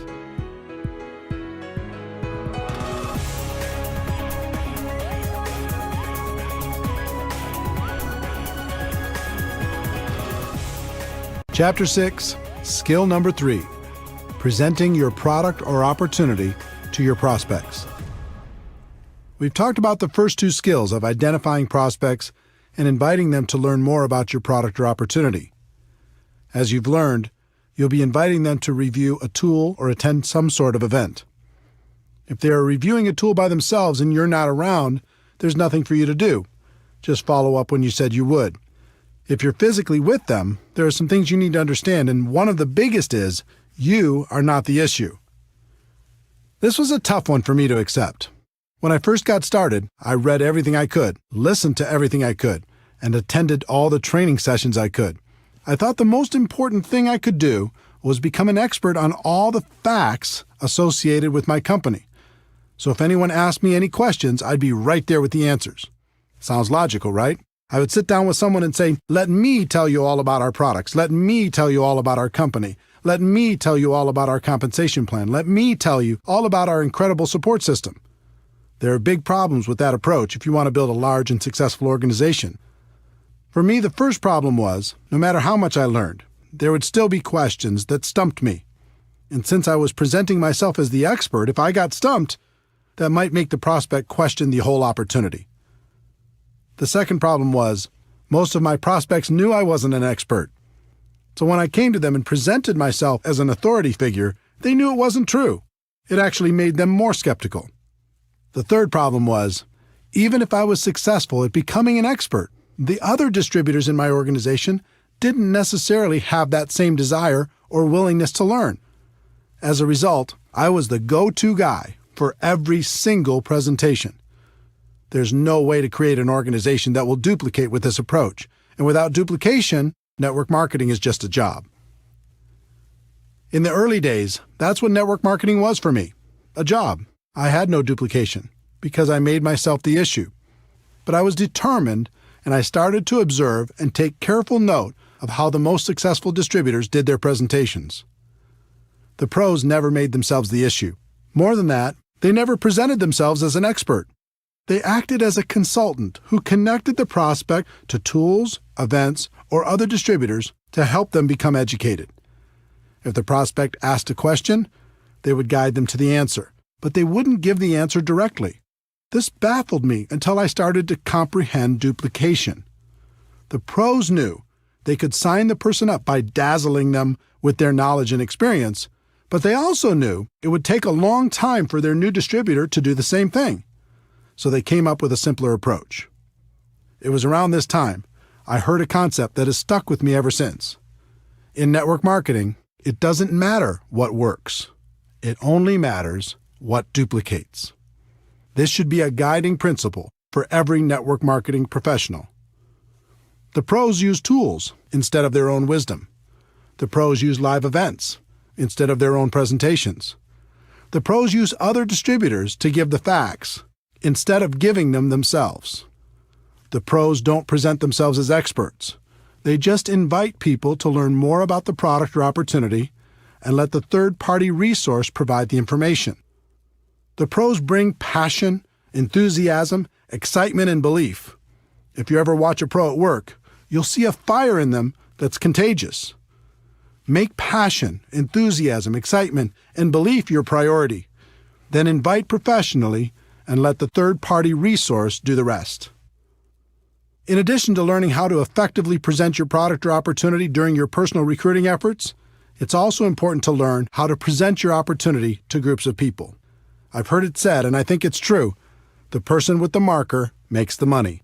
In other words, the person in front of the room giving the presentation usually has a higher than average income. When I first got started, I was deathly afraid of speaking in front of people. But I was ambitious, and since everyone said this was an important skill, I was determined to master it. I started by learning how to give a short and effective testimonial. Learning to tell my story was extremely valuable in building my business and has been to this day. People aren't interested in how much you know, but they are interested in your story as long as you don't bore them to death with it. I worked on my story for a while, and after tweaking it a time or two, here's what I came up with. Hi, my name is Eric Worre, and I'm a retired underachiever. I had 18 jobs by the time of 23 and was starting to think my future wasn't looking so good. I was embarrassed by my lack of results, and I was desperately looking for a way to make something of my life.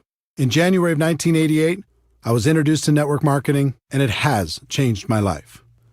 Instead of being afraid of the future, now I'm excited about it. And then I would insert whatever was appropriate based upon my current levels of success. The theme of my story was, if I could do it, anyone could do it. And it worked. I use it all the time in hotel meetings, in home meetings, on three-way phone calls, on conference calls, you name it.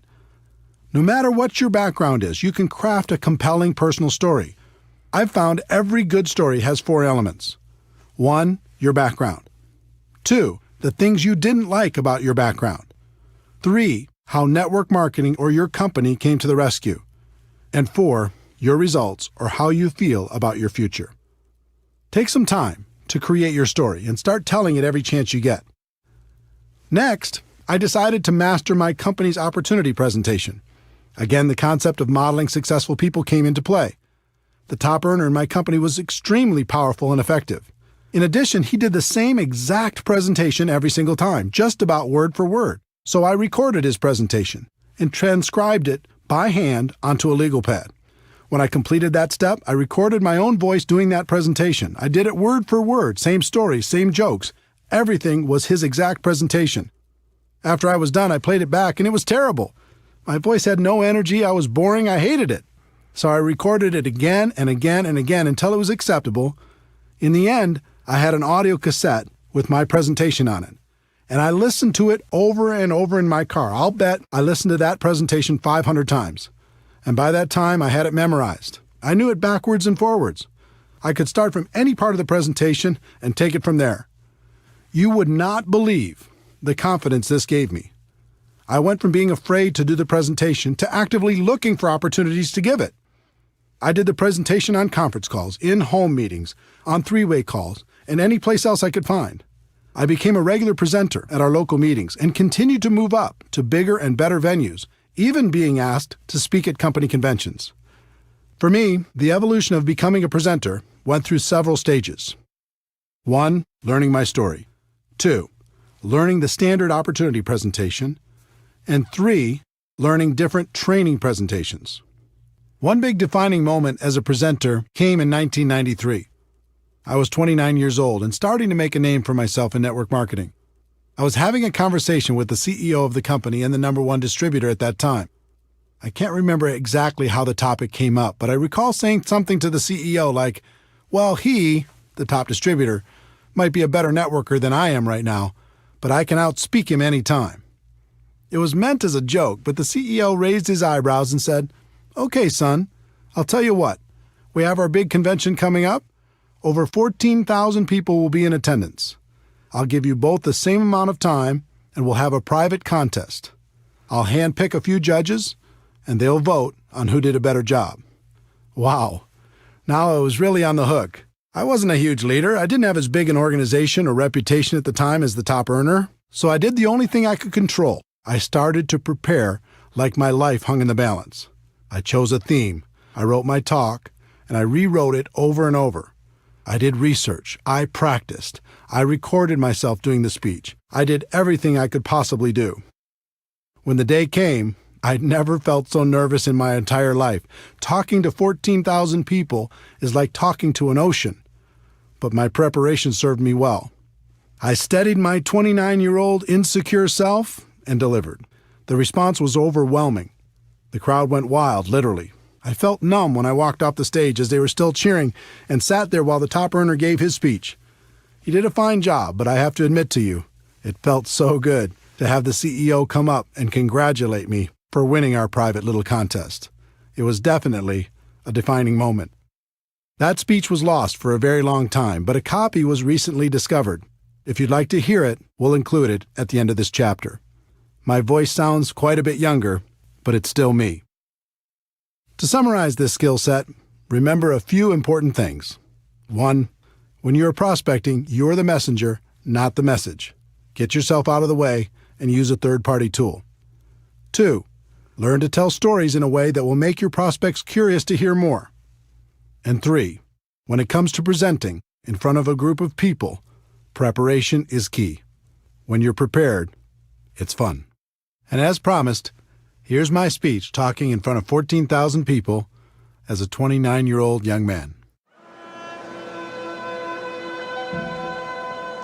Over 200 years ago, there was a revolution, an American Revolution, an event that literally changed the course of history. It was led by a group of unsatisfied people. People who were tired of being told what they could do and when they could do it. People were fed up with their lack of choices and their lack of personal freedoms. People fed up with their lives being controlled by others. Fed up with being oppressed, fed up with being manipulated. They finally said, enough, I've had it, and I'm not going to live like this anymore.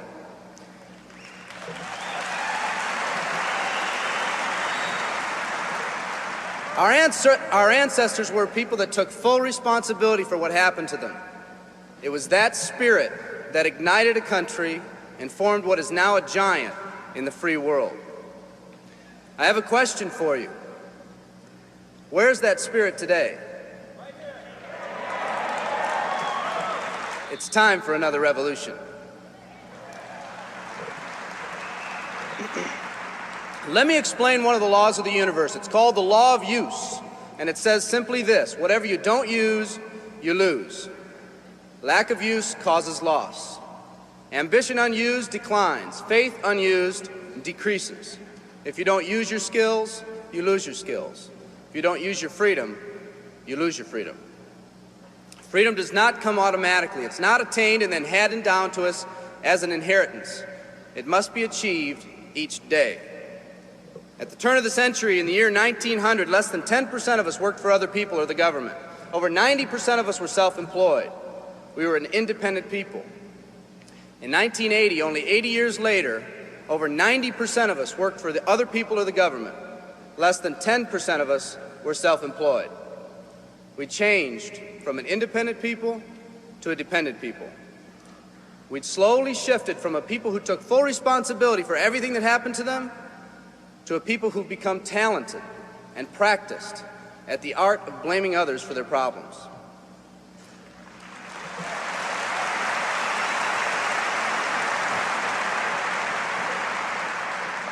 Our giant has fallen asleep. Our forefathers didn't say, who's going to take care of me? They simply said, all I ask is the opportunity to be free and the ability to take care of myself and my family. Today, we elect officials who will, quote unquote, take care of us. We cry out against anyone who dares to ask us to provide more value in the workplace. We do everything we can to spread around the suffering in our society, and yet no one is willing to step up and be part of the solution. We've slowly changed from a society that compensates based on value to a society that compensates based on entitlement and seniority. What we've come to believe is our due. We act as if someone actually owes us a living. Part of this change is due to the dramatic rise of conformity in our society. We're all taught to conform. Incredible pressures are put on us every day to do things, quote unquote, the right way. And yet no one asks the question, is this really the right way? A man once said, I'm just a collection of mirrors reflecting what everyone expects of me. We live our lives to please those around us, and the scary thing is, the people around us are doing exactly the same thing. Psychologist Rollo May calls us outer-directed people. We don't act, we only react. We seek not to be outstanding, but to fit in. We're able to respond, but not to choose. Perhaps that's why a wise man once said, the mass of men lead lives of quiet desperation. In order to change, we need to become inner-directed people. People with our own purpose. People who are not easily swayed by the opinions of others. And that's difficult because from a very early age, we look to the opinions of others to orient ourselves and to validate our decisions and our actions. Nietzsche said, we need more strong people in this world because the weak, by their sheer mass, are forcing weak ideals and weak values on us all.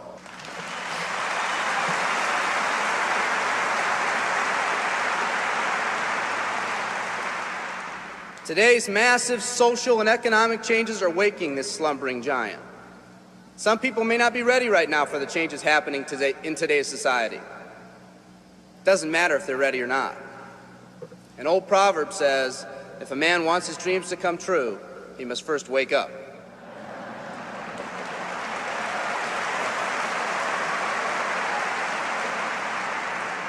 I, for one, am glad for the radical changes in our society because I believe that within that crisis, we will find that independent spirit that once pioneered this country. Some of us are finally ready to change. The displacement of our workforce has caused many of us to start searching for something better. Moving products and moving services is our business and our goal, but what we are becoming in the pursuit of that goal is a larger and much more important issue. The rekindling of our independent spirit has more lasting value.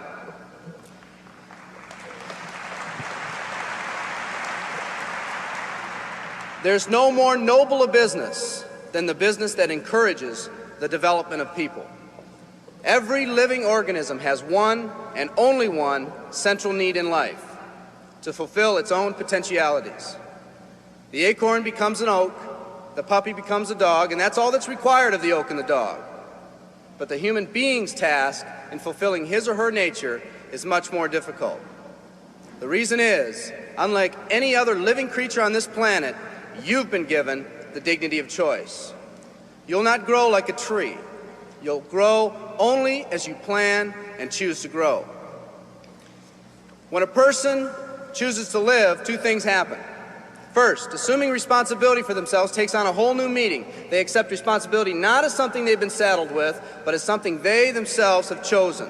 The second thing that happens is that discipline from the outside is replaced by self-discipline. They accept discipline not because it's commanded, because they themselves have chosen what they want to do with their lives. Just like when the disenfranchised men and women over 200 years ago got fed up and said, I'm not going to live like this one more day, there's another revolution coming. It's coming not just from Americans, but from people all over the world.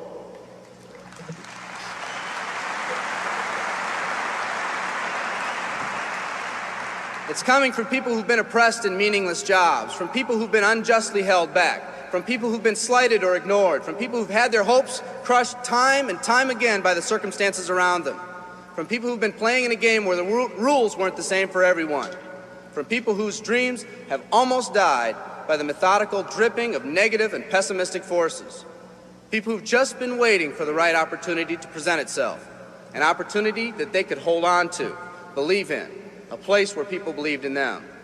I hear the rumbling of this coming revolution every day.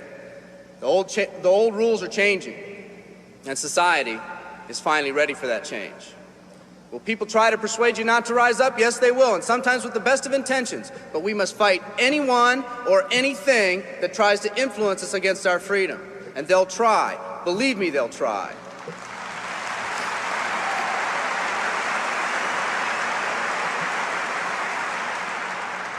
They'll try to suggest you off course, to nudge you off course, to distract you off course. There's another revolution coming, and it's going to be led by a group of unique and courageous people like you.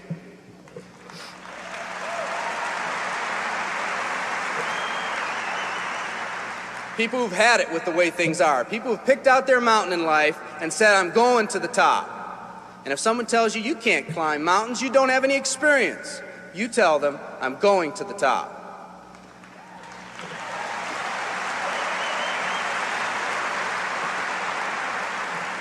And if your neighbor tells you, come on, choose another mountain, that one's too rocky, what are you going to tell them?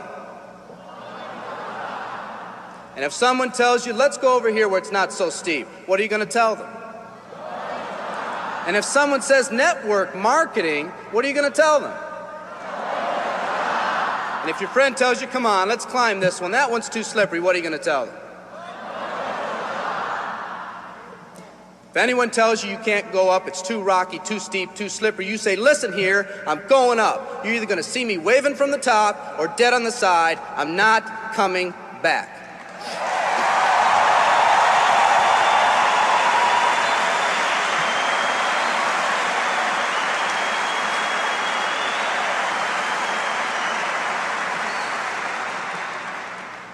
There's something about the do-or-die attitude. It's almost like when someone has a do-or-die attitude, time, fate, and circumstances seem to get together, have a hasty conference, and say, they say they're going to do it or die. We might as well let them have it.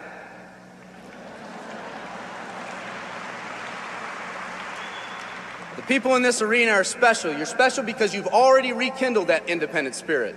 You've already said that you're not going to conform to negative pressures around you. You've all said enough, I've had it, and I'm not living like this anymore.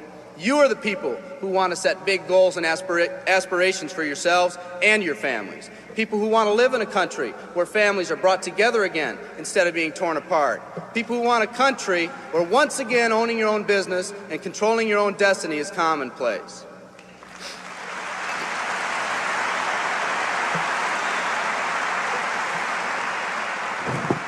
People who want a country where every man, woman, and child is treated with equal respect and dignity.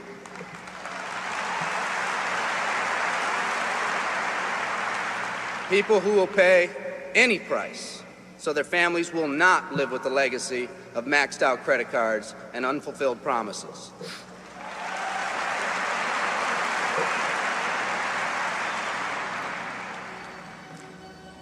Today, we stand at the genesis of a new revolution, and people like you are going to lead it. Theodore Roosevelt said these words decades ago, and I think they're particularly appropriate today. He said, "We see across the dangers of the great future, and we rejoice as a giant refreshed. The great victories are yet to be won, the greatest deeds yet to be done.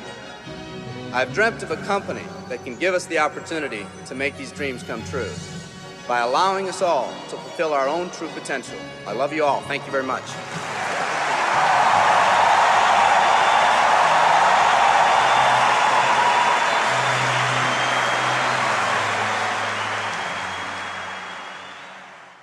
Chapter 7. Skill number 4. Following up with your prospects. In MLM, they say the fortune is in the follow-up. I think that's true, because most people in MLM don't follow up at all, at least not as professionals. You need to understand some important concepts if you're going to master this skill. Concept number 1. Follow-up is doing what you said you'd do. If you say you're going to call at a specific time, then do it. The network marketing profession is full of people who get all excited one minute and then go missing in action the next. Run your business through a physical or electronic calendar. Be the person who does what they say they're going to do. People will respect that. I sold real estate the year before I got involved in network marketing. My father and his partner owned the company. One day I was in the office and a gentleman by the name of Chuck Aycock showed up for a 10 a.m. meeting with my dad. It was 9:55 a.m., and my dad wasn't in the office yet. I greeted Chuck and told him I was sure my dad would arrive soon. At 10 a.m. exactly, Chuck got up and said, "It's 10 o'clock. Your dad isn't here. Have him call me if he wants to reschedule the meeting." I couldn't believe it. He came all the way to the office just to leave 30 seconds after the appointment? I told him, "Mr. Aycock, I'm sure he'll be here any minute. There's no need to leave." And then he told me something I never forgot. He said, "Son, you are either early or you are late. He's late, and my time is valuable. Have him give me a call if he'd like to reschedule." And he left. My dad showed up at 10:10 a.m. expecting to meet Chuck. I told him what happened, and he was as stunned as I was. My dad wasn't habitually late or anything. That particular morning, he was just a little casual with his time. He rescheduled the appointment, and I noticed over the years that my dad was always early for his appointments with Mr. Aycock. What's the lesson in this story? For me, the lesson was that people respect a person who does what they say they're going to do. People also respect a person who values their own time. If you say you're going to follow up at a specific time or in a specific way, either do it or reschedule well ahead of your appointment. Concept number 2. The only reason to have an exposure is to set up the next exposure. When I got started, I would conclude every exposure by saying, "What do you think?" No one told me that was one of the worst things to do. It felt like a natural thing to say, but my results were terrible. I asked one of my early mentors for help, and he said, "Eric, the only reason to have an exposure is to set up the next exposure." That blew my mind. I thought the reason to have the exposure was to get the person signed up. He went on to explain that if you finish each exposure by setting up the next one, the prospect will eventually become educated on the opportunity and make an informed decision. The goal in my mind changed from getting the prospect on the first exposure to just keeping the process alive by setting up the next follow-up exposure, then the next, and the next until they made a decision. When I made this small improvement, my results improved dramatically. We talked earlier about how to professionally invite your prospect to take a look at what you have to offer. At the end of that process, we went through several steps to set up the next exposure, meaning your follow-up call. That was your next appointment. When you make that call, you're going to ask them if they reviewed the material. They'll say, "No, I didn't," or they'll say, "Yes, I did." Let's talk about how you'll set up the next exposure in both cases. If they say no, they didn't have a chance to review the material, it's important you don't show your displeasure at their lack of follow-up. It sounds funny, but a lot of people just jump on their prospects with, "I thought you said you'd be able to see it for sure." Obviously, this won't help build that good relationship you're working on. The best way to respond is, "That's okay, I understand sometimes life gets busy. When do you think you could do it for sure, for sure?" You might say, for sure is a little much, but I've used that for decades in this follow-up situation, and I do it because it works. In any case, use whatever language you'd like to use to set up the next time and walk through the same steps to get the commitment. Once you have it, including the date and the time of the next call, the next exposure, then hang up and call them when you said you would. If you call them at the scheduled time and they still haven't reviewed the material, just repeat the process until they do. Remember, they are setting up the appointment, and you are being the professional by following up like you said you would. If you call the prospect and they say yes, they've reviewed the material, you're going to ask them a few intelligent questions. First, you're not going to ask, "What do you think?" This just invites the critical part of the prospect's mind to come up with objections to try to sound smart. The best follow-up question I've ever used is, "What did you like best?" This question will take you in a very positive direction and will give you clues as to the level of their interest. If they say the product, then your next exposure will probably be product-related. If they say financial freedom, then your next exposure will probably be opportunity-related. Another great question to ask is, on a scale of 1 to 10, with 1 being zero interest and 10 being ready to get started right away, where are you right now? With this question, anything over 1 is good. It says they have some interest.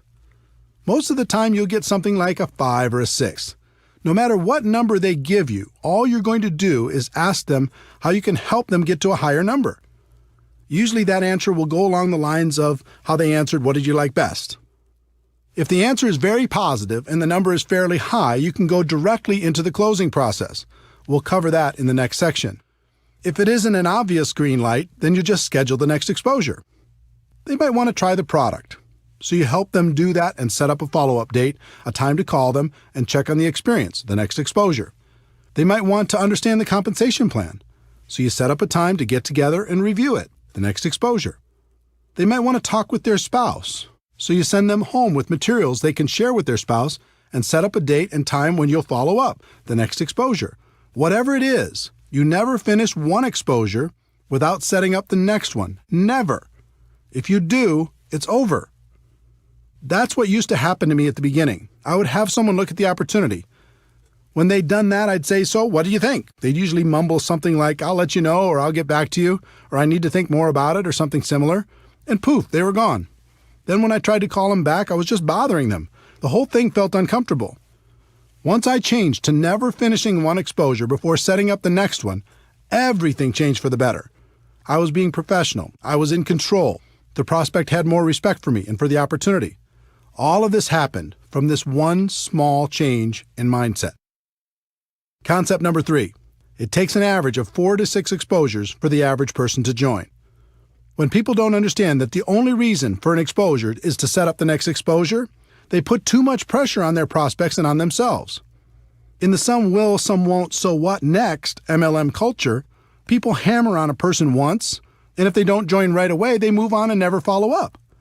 In many cases, they take it a step further by damaging the relationship with the prospects with their attitude.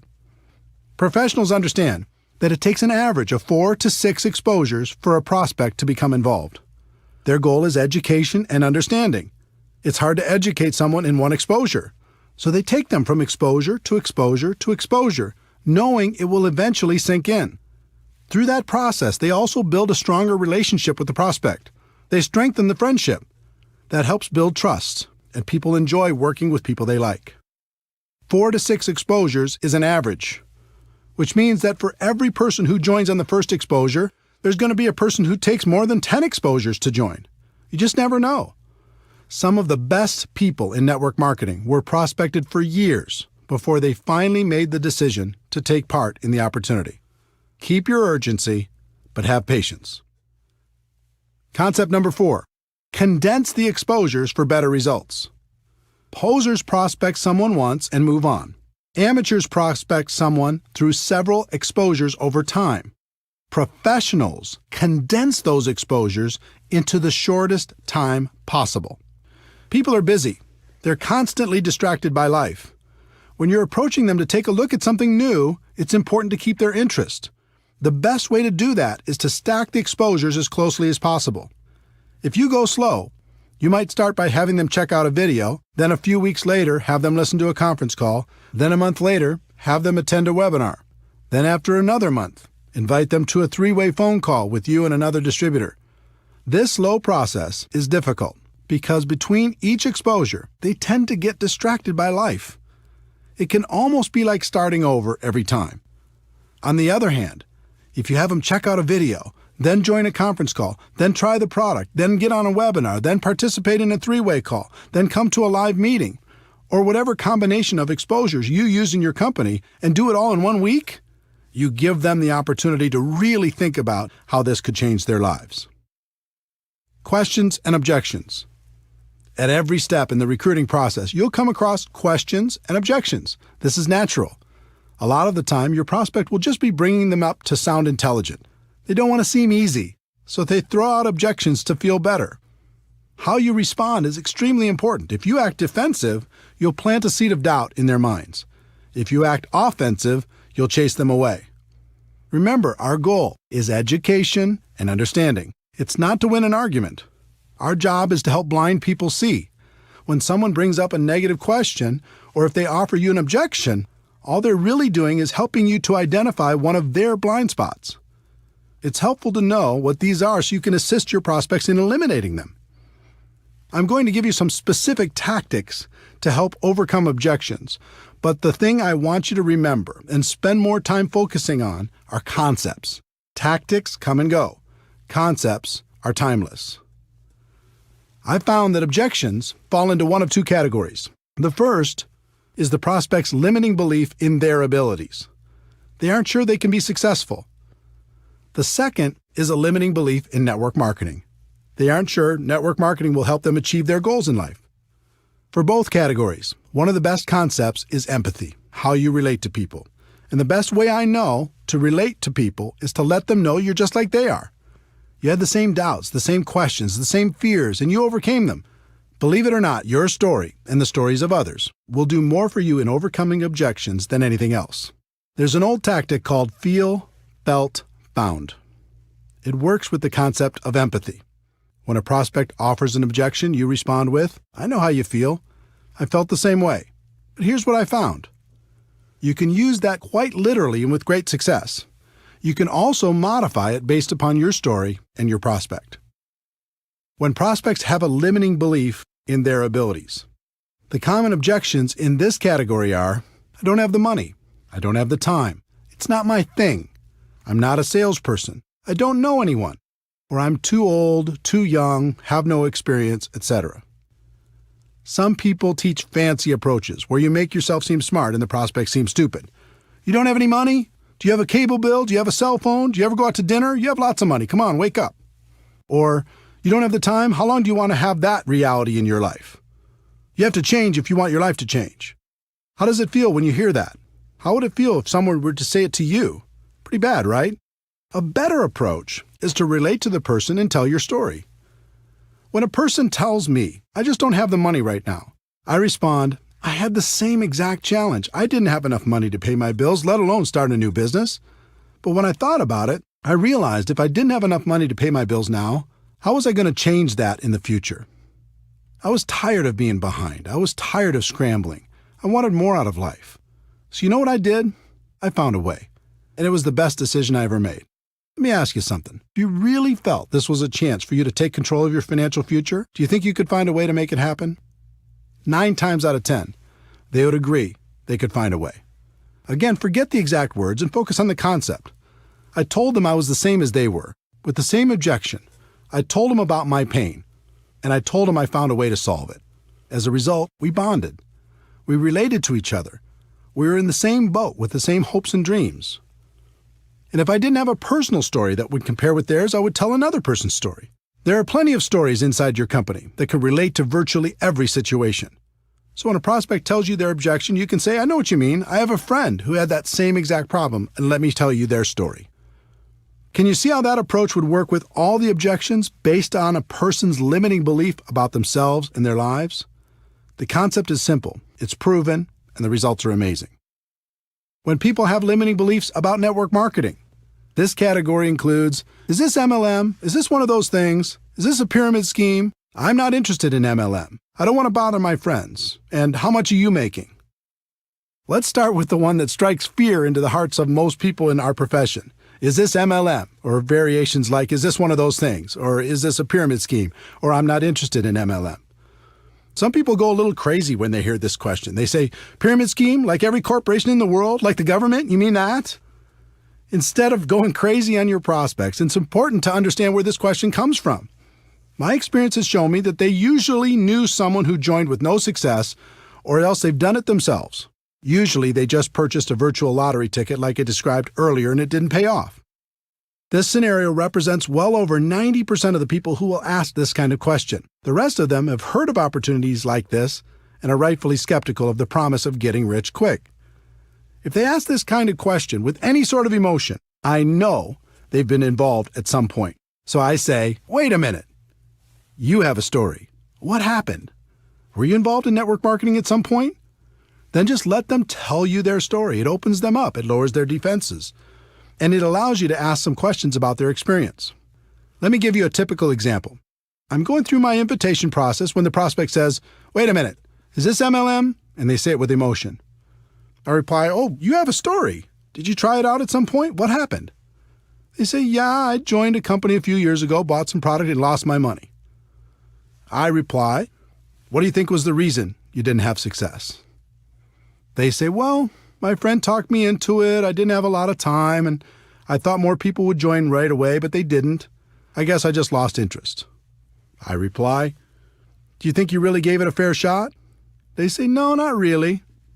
I reply, do you think network marketing was the problem, or do you think maybe your timing wasn't right? They say it was probably the timing. Do you see the dynamic? I've had thousands of these conversations, and they're all slightly different. But if you ask some questions and are friendly through the process, you have a strong opportunity to help them get rid of their blind spot and take a look at what you have to offer. In addition, you can relate to them by saying you had the same objection initially and telling them how you overcame it. If someone uses the word pyramid with me, I always say, oh no, pyramid schemes are illegal, and I would never be involved with something illegal. For people asking this with emotion attached, I usually respond with, yes, this is network marketing. Do you know anything about it? Again, I'm asking questions and waiting for answers. From those answers, I ask more questions, and through the process, I can achieve my goal of education and understanding. I don't want to bother my friends is slightly different. Again, I relate to them by telling my story or somebody else's story. And then I ask questions like, what makes you think you'd be bothering your friends? If you truly believed in the product, would you let your friends know about it? And if I could show you how we can share this product with others without it feeling or sounding like a sales pitch, would that help you? The last in this category is, how much are you making? If you're making money already, this is a great question. If you're not, your answer depends on how long you've been involved. If you're brand new, you can tell them you're just getting started. If you've been around for a while and not making big money yet, You can tell them you're working part-time and are really excited about your future. You could also say that you're excited about your future with this company because you knew things weren't going to change if you didn't do something to change them. The other way to answer it is to tell your story and then tell stories of people you know who are making good money. You can even suggest setting up a phone conversation with those people so they can feel more comfortable about the opportunity. All of this takes practice, but if you get the concepts down, you'll find it becomes easy. And the other thing that should encourage you is you'll only have this handful of the same objections for the rest of your career. There's nothing new here. What I've listed in this section is about all there is. Remember, our goal is education and understanding. This is a part of the process that makes that goal a reality.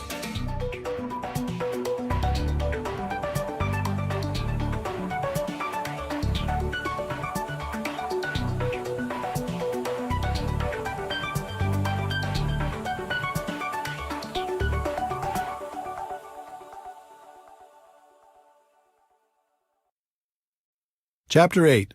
Skill number 5. Helping your prospects become customers or distributors. This skill is a natural byproduct of following up professionally. If you walk through exposure after exposure, our goal of education and understanding will be accomplished. But that doesn't mean the prospect will come out and ask you for an order form or an application. It's your job to get them to a decision. The key to success in this area is a combination of having good posture and asking good questions. Good posture means the way you carry yourself. Your words and actions will help your prospect feel more confident about joining your opportunity, or they'll plant seeds of doubt. In my early years, my posture was terrible. I was trying to get people instead of pursuing the nobler goal of education and understanding. And the prospects could feel my intentions.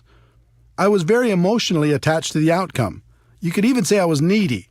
Every time I got to this part of the process, I really wanted it. Again, the prospect could feel my emotional attachment, and that usually scared them away. Through lack of results and without even realizing it, I started to assume people were not going to be interested. And that assumption started to seep into everything, which led to the predictable result of the prospect not joining. Most of the time, I wasn't properly prepared. I didn't have applications, startup materials, or whatever else was necessary. Think about the subconscious impact this had on my prospects. It seemed just about everything I did projected a lack of belief and a lack of professionalism. Instead of asking questions and listening intently to the answers, I just talked and talked and talked. I was more focused on being interesting than being interested. Prospects don't like that. No one does.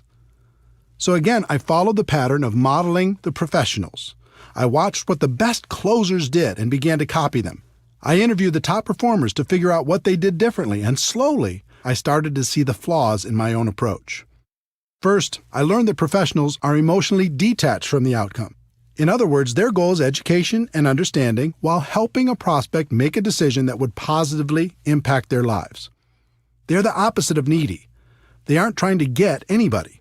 They are honestly just trying to help. Second, they're very assumptive in their approach. They expect the person to join because their belief that the opportunity would benefit the prospect is so strong. They're rock solid. Many of them are sincerely shocked when a person decides not to get involved. Third, it was interesting to learn they promoted themselves as much as they promoted the product or the opportunity. What I mean by that is they helped the prospect make the decision by saying, "You get me." When they promoted themselves, it isn't like, "I'm going to do everything for you." It was more like, "We have a great product and a great opportunity, but I'm going to take this thing to the top and we can do it together." This gives people great comfort in knowing that they don't have to learn everything on their own. Fourth, they are always prepared. Always. They have everything they need to get a person started right on the spot. And fifth, they ask question after question after question and are great listeners. They act like a consultant helping a person with a problem. The best consultants in the world have to ask a bunch of questions before they can offer a solution. Network marketing professionals use questions as their most powerful tool. As you can imagine, it took me a while to figure all of this out, and that was just half the battle. It's one thing to have the information, and it's another thing to put it into action. I wasn't as talented as the pros, but I could model what they did, so I just started to act like they acted.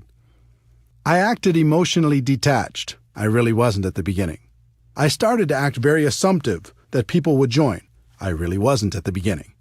I started to tell people, and you get me, even though I didn't think that was such a huge benefit at the beginning. I was always prepared. I started to ask lots of questions, focusing more on being interested than interesting. And as time went on, I acted less and less and believed more and more. The same can happen for you. Let's talk about questions. If you were a consultant and your job was to figure out if an opportunity was a good fit for your client, what would you do? You'd ask questions, right? In working to help a prospect make a positive decision about your opportunity, you're going to do the same thing. But instead of asking, what did you think, which leads nowhere, learn to ask questions that lead in a positive direction. Did it make sense to you? What did you like best about what you just saw? Pretty exciting, isn't it?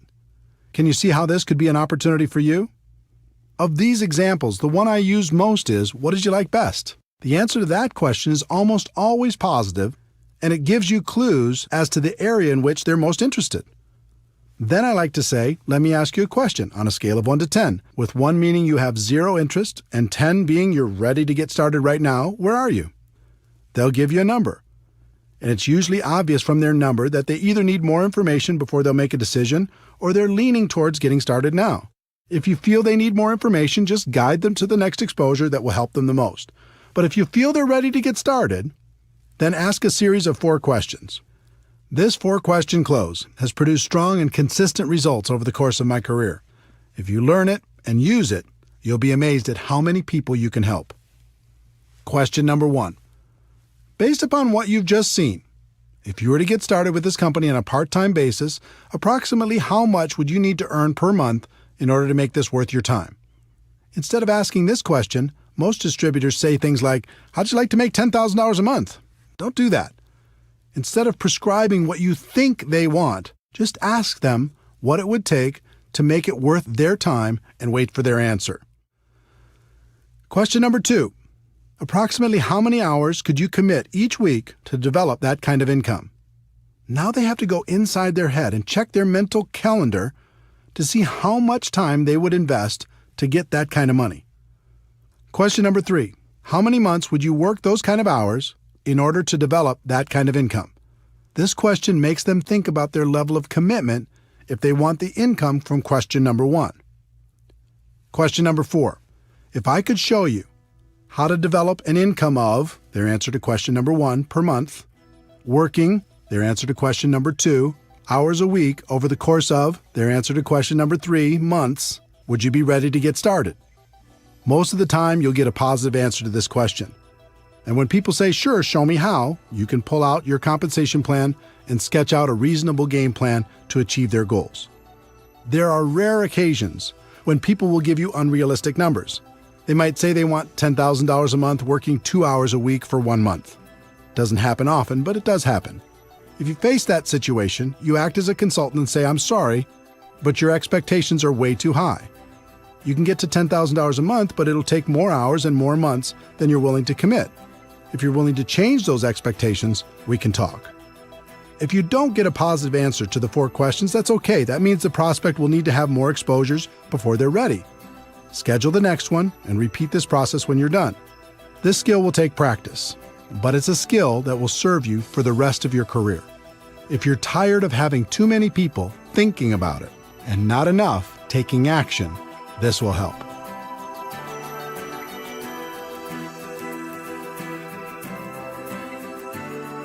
Chapter 9. Skill number 6. Helping your new distributor get started right. In network marketing, people invest enormous effort, time, and money into getting people signed up, and then squander that investment by leaving their new distributors to figure everything out for themselves. Professionals don't do that. They set proper expectations, they help get some quick results, and then continue to guide the new distributor through the many phases of our profession. I was lucky enough to have an early mentor, Michael Nelson, who is very skilled at guiding new distributors. Michael wasn't in my upline, but he was clearly the leader in my city. In addition, he had a lot of experience in our profession. So I listened to what he said, I watched what he did, and I asked him tons of questions. Back in those days, he had a small office close to my home, and I was always hanging around trying to learn something. Michael was a very successful recruiter. He was always bringing on new people. And for the most part, Michael's people did well in the business. That wasn't happening for me. The few people I recruited did nothing. As I watched Michael, I noticed that every time he signed up a new distributor, he scheduled what he called a game plan interview. I decided to model what he did. So the next time he met with a new distributor, I sat behind them close enough to take notes on their conversation. I did this several times and was surprised to learn he went through the same exact interview every time. I thought if I could learn that interview process, then I'd have a chance at his results. Game plan interview, part 1. He validated their decision to become a distributor. He said things like, "Congratulations on making the decision. I'm proud of you for taking charge of your life. From now on, things are going to be different for you and your family." It always took less than 5 minutes, but by the end of their discussion, any doubt they may have had about becoming a distributor was gone. They felt great. Game plan interview, part 2. He set their expectations. He knew most people came into our business with unrealistic expectations, so he always said the same 3 things. If you succeed in this business, it's going to be you who creates that success, not me. And if you fail in this business, it's going to be you who creates that failure, not me. You're going to be the difference between success and failure. I'm here to guide you every step of the way, but I can't do it for you.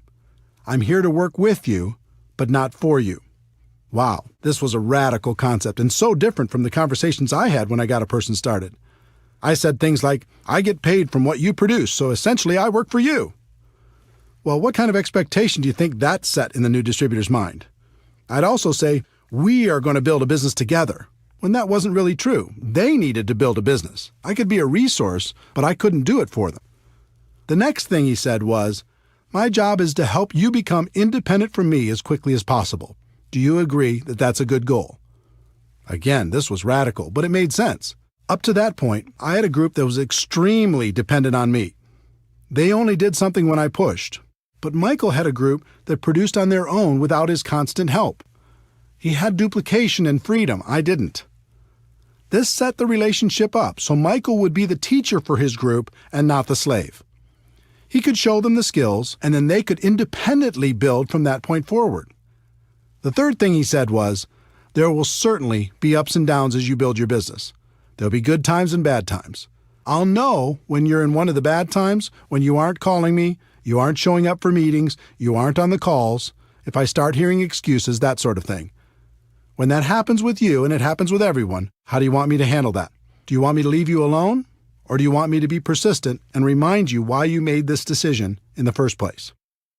This was brilliant, because it's true that everyone will have times of self-doubt. He let them know it was natural, and at the same time, set up the relationship so he was in a position to turn them around when it happened. What Michael accomplished with these 3 concepts was so different from promising the world like I was doing, that it was night and day. With my approach, the distributor would sit back and wait for me to perform. And if I was ever too busy or couldn't help for some reason, I became the easy excuse for why things weren't working out. With Michael's approach, his people became independent quickly. He would coach them from time to time, but he wouldn't allow his group to use him as an excuse for their lack of results. While my distributors struggled, his flourished. Game plan interview, part 3. Michael went through a getting started checklist to help the new person have the best chance for success. The exact plan would be different for every company, but the concept was to do everything possible to get quick results. Here are some examples of what you could include in your getting started checklist. 1. Make sure your new distributor is set up with appropriate products. Just about every company has products that can be personally used by the distributor, so make sure your new person is doing that. Depending on your company, this may include a monthly commitment. It's very important that people develop an emotional attachment to the products, and that can only happen if they are using them and enjoying the benefits. In addition, many companies have products that can be sampled or used in demonstrations.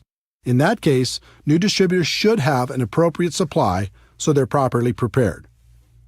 2. Make sure your new distributor is set up with appropriate tools.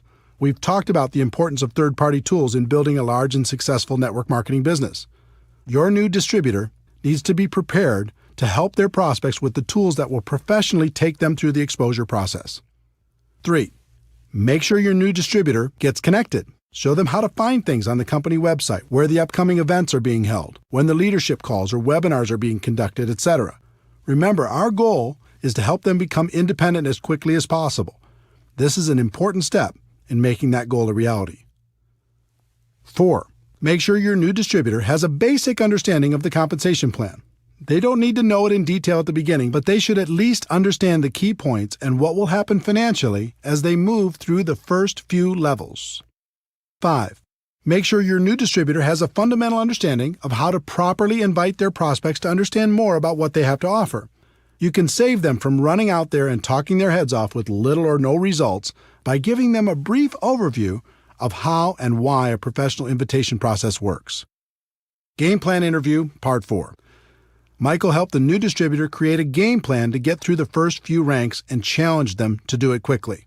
He understood and helped me to understand that it was a race to help a person get results quickly. If they received early positive reinforcement, they'd continue, and if they didn't, they had a tendency to fade away. Every company is different, so this game plan will also be different, but think about the simple actions you can encourage people to take during the first week to get the best possible results. How can they get their first customer? How can they get their first distributor? Can you encourage them to attend their first company event? What steps can you take to help them earn their first commission check? Success in network marketing wasn't real for me until I earned that first check. When it arrived, everything changed for me. I started to really dream about creating a better life for myself and my family. Helping your new person get off to a quick start is vital. Game Plan Interview, Part 5. Michael always ended by giving some specific assignments. One thing I've learned is new distributors crave direction, and they respond incredibly well to simple assignments. Michael always ended by giving those assignments along with a deadline for them to be completed. He told his new distributor to get back to him by a specific date. It's just like the exposure prospecting process. You go from exposure to exposure, but it doesn't end until they become distributors. The professionals continue to go from exposure to exposure, assignment to assignment. The purpose of all this is to help the new distributor get over the line. When someone gets started, there's always a line between success and failure.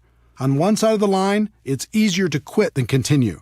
On the other side of the line, it's easier to continue than to quit. What can help a person get over the line? Signing up their first customer, signing up their first distributor, getting their first commission check, attending a big company event, making friends inside the organization, proclaiming their intentions to the world, getting promoted to a new level, being recognized for some sort of achievement. There are hundreds of other things that can contribute to a person getting over the line. As a sponsor, your job is to help them get over the line and stay over the line. And the line never really goes away. It's always there. And you as a leader need to be constantly aware of where your people are emotionally. This way you can continue to encourage them to never let go of their dreams.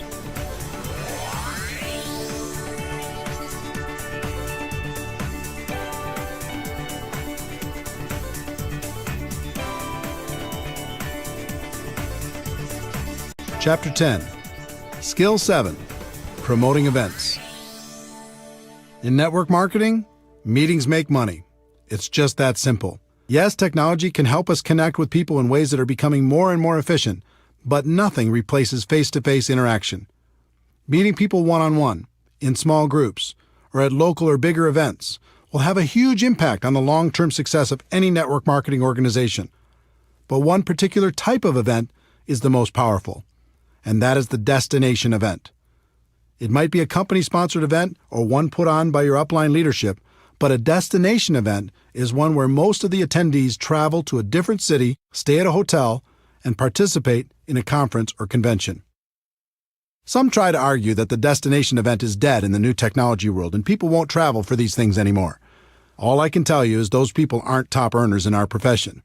If you study what the successful people do to build their network marketing organizations, you'll find that virtually every one of them uses destination events as a cornerstone for building their business. There's something magical about getting away from your day-to-day grind and focusing completely on your dreams. Total immersion, even if it's only for a weekend, is good. You can use it to refocus and recommit to your future and gather the strength necessary to go back home and do what's necessary to move your business forward. You gain strength from the presentations you hear during the event. Sometimes a person says something at just the right time in your life and it changes you forever. Over 20 years ago, I was at a convention when a guy by the name of Johnny Daniel said, "You can tell the size of the man by the size of the problem that gets him down." That statement went right into my heart and has helped me ever since. If I ever get sad or depressed, something inside me says, "Is this the size of Eric?"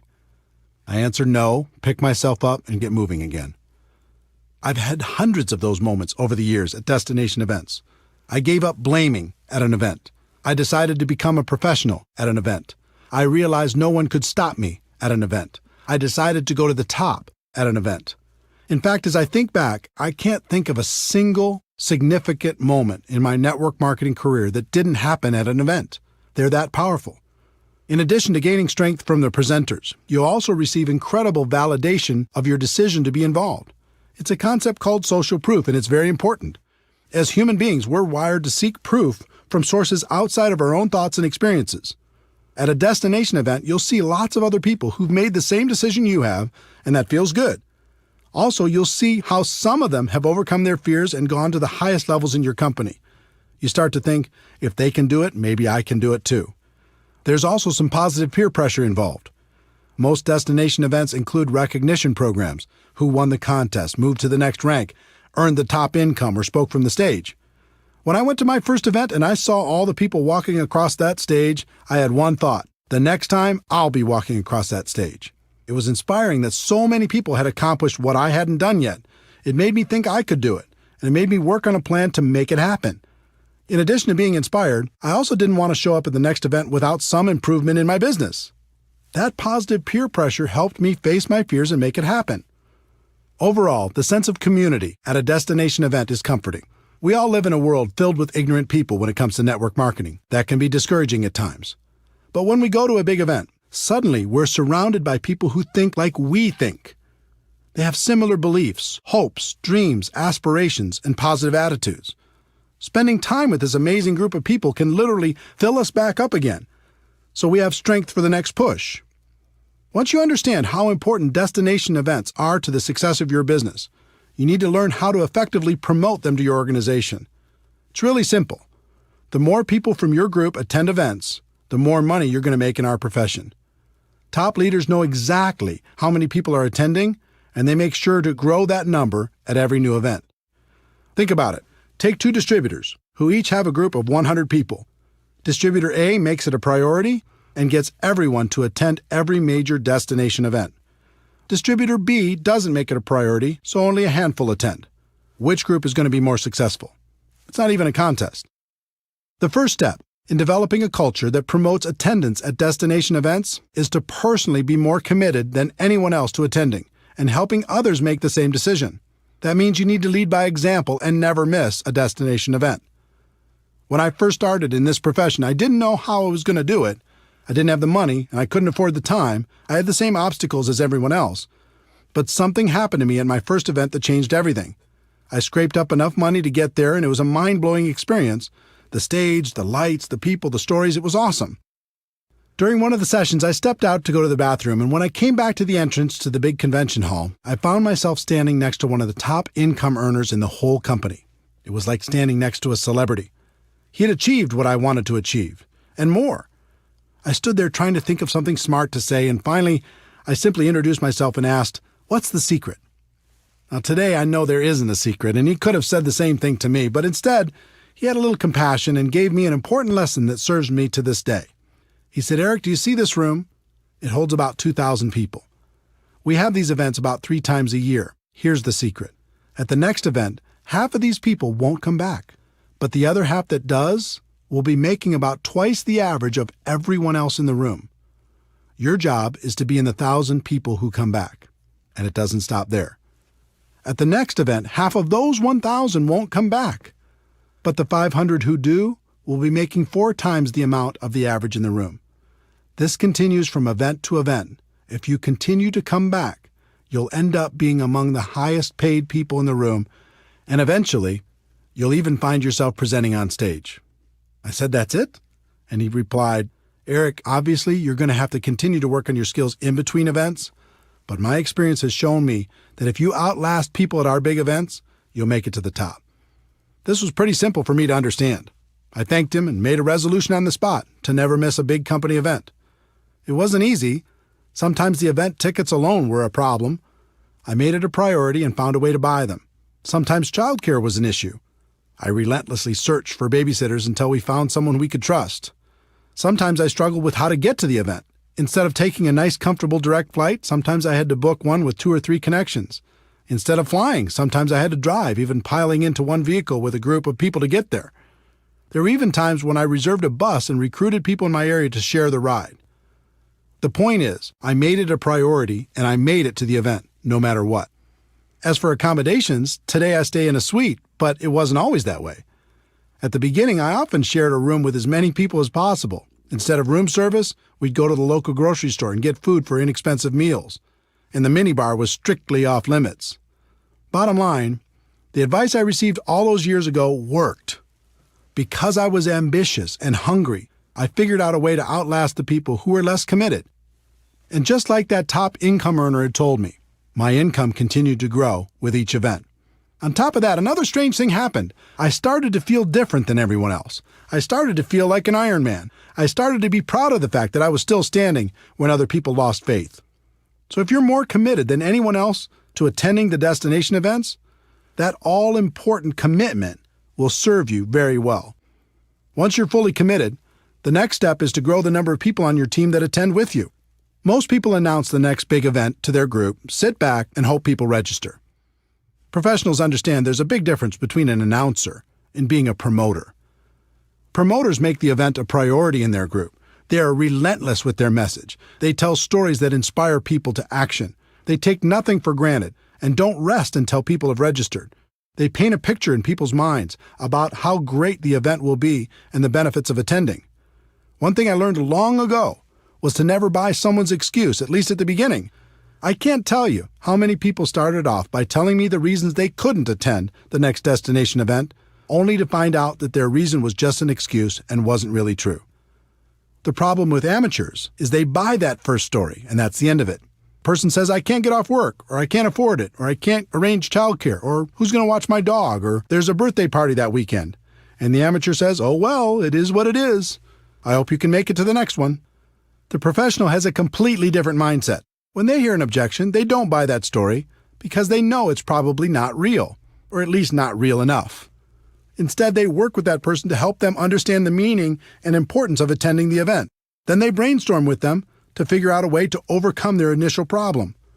I can't tell you how many people I've talked to who had already decided they were not going to attend the next event, and within 5 minutes, they changed their mind and registered. The lesson here is to tell your story, don't buy theirs. Think of this skill as if you're a publicly traded company and your stock value is tied directly to how many people you have at each destination event. If that were the case, you'd make it a priority to always have a bigger number at the next event, wouldn't you? You might start with just you at the first event, but then the goal needs to be to bring someone with you to the next one and to grow that number at the next and the next and the next.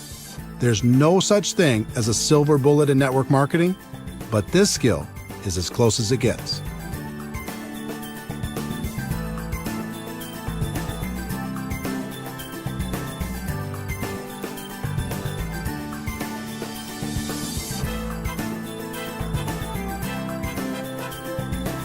Chapter 11. Anything worthwhile takes time. If a person starts a traditional business, they expect to break even in their first year and possibly pay back their initial investment in the first 5 years. But when a person starts a network marketing business, they expect to get their money back in the first month, make a profit in their second month, and get rich by the third month. And when that doesn't happen, they blame network marketing. It's like people don't want the laws of the business world to apply to network marketing. We do have a better way, but we're not selling magic beans here. Anything of value takes time to develop. I learned a great lesson early in my network marketing career. From time to time in your life, your income might take a lucky jump. You might be in the right place at the right time. But if you don't quickly grow as a person to that new higher level, your income is going to come back down to the level of who you really are. In the end, you only get to make what you are. How many people do you know that hit it big and lost it all? I learned this lesson the hard way in my first few months in MLM. Back in 1988, I joined a company that had a $5,000 upfront package, which paid the sponsor between $1,200 and $2,400 depending on their level. Although I'm glad most of those big money packages have left our profession, back then a person could make some pretty big money fast. In my first month with that company, I earned approximately $7,400. If you remember, my strategy was to quickly call my dad's friends before he could get to them. I was ecstatic. In my second month, I earned about $12,200. Unbelievable. But then reality kicked in. I wasn't a $12,000 a month person. I hadn't worked on my skills. I wasn't developing myself. I was just riding the wave. My third month's check was $1,098.60. Looking at that check was like looking at myself in the mirror. It showed me who I was. It was an ugly feeling. My first reaction was to quit and blame everyone and everything for my bad check. But eventually I realized that to earn more, I needed to become more. I needed to work on my skills, so I didn't have to rely on luck or timing or positioning. You might have heard, you can get rich quick, or there's no work involved, or the product sells itself, or any number of trumped-up statements. But you must learn to give up those false and unrealistic expectations and go to work on you. The 1-3-5-7 formula. There's a formula I've seen work in our profession. I call it the 1-3-5-7 formula. As a general rule, it will take you about 1 year to become competent and profitable in network marketing. You'll know the basics, you'll cover expenses, and you'll be learning. It'll take about 3 years of consistent part-time effort in order to go full-time. It'll take about 5 years of consistent effort to become a six-figure earner or above. And it will take about 7 years of consistent effort to become an expert. Now, that doesn't mean you can't make more than that in the short term. Many people do. It just means if you want to keep making that kind of money, you need to eventually become an expert. When you think about it, 7 years isn't so bad, especially when a good portion of it is part-time. You're going to be 7 years older anyway. You might as well become an expert over that period of time instead of just going through the motions. How to learn. Once you make the commitment to focus on your skills, the next thing you need to do is figure out the best way to learn. One of the best things that ever happened to me was realizing there are no bad experiences and no good experiences, only learning experiences. This was a major breakthrough. In other words, let go of the outcome and focus on what you can learn from every experience. This took so much pressure off me. Instead of always looking for great experiences, I started focusing on how many experiences I could have, because the more I had, the more I could learn. Another attribute of a top earner in MLM is they are what I like to call an active student. As a professional, they're always learning, always growing, always trying to get better. Lou Holt said it best. In this world, you're either growing or you're dying, so get in motion and grow. I think that's true. Never stop learning. Model successful behavior. Try to avoid reinventing the wheel when you get involved in this profession. The hard work has already been done. No matter what company you're in, it's easy to find someone who's very successful. Doesn't matter if it's getting customers, finding prospects, inviting, presenting, following up, closing, getting people started, building for events, or any other skill. There are people in your company right now who have them mastered. And unlike other professions, the successful people in your company are eager to share their secrets. All you need to do is model their behavior, and you can begin to enjoy their results. Study. Audio programs got me started.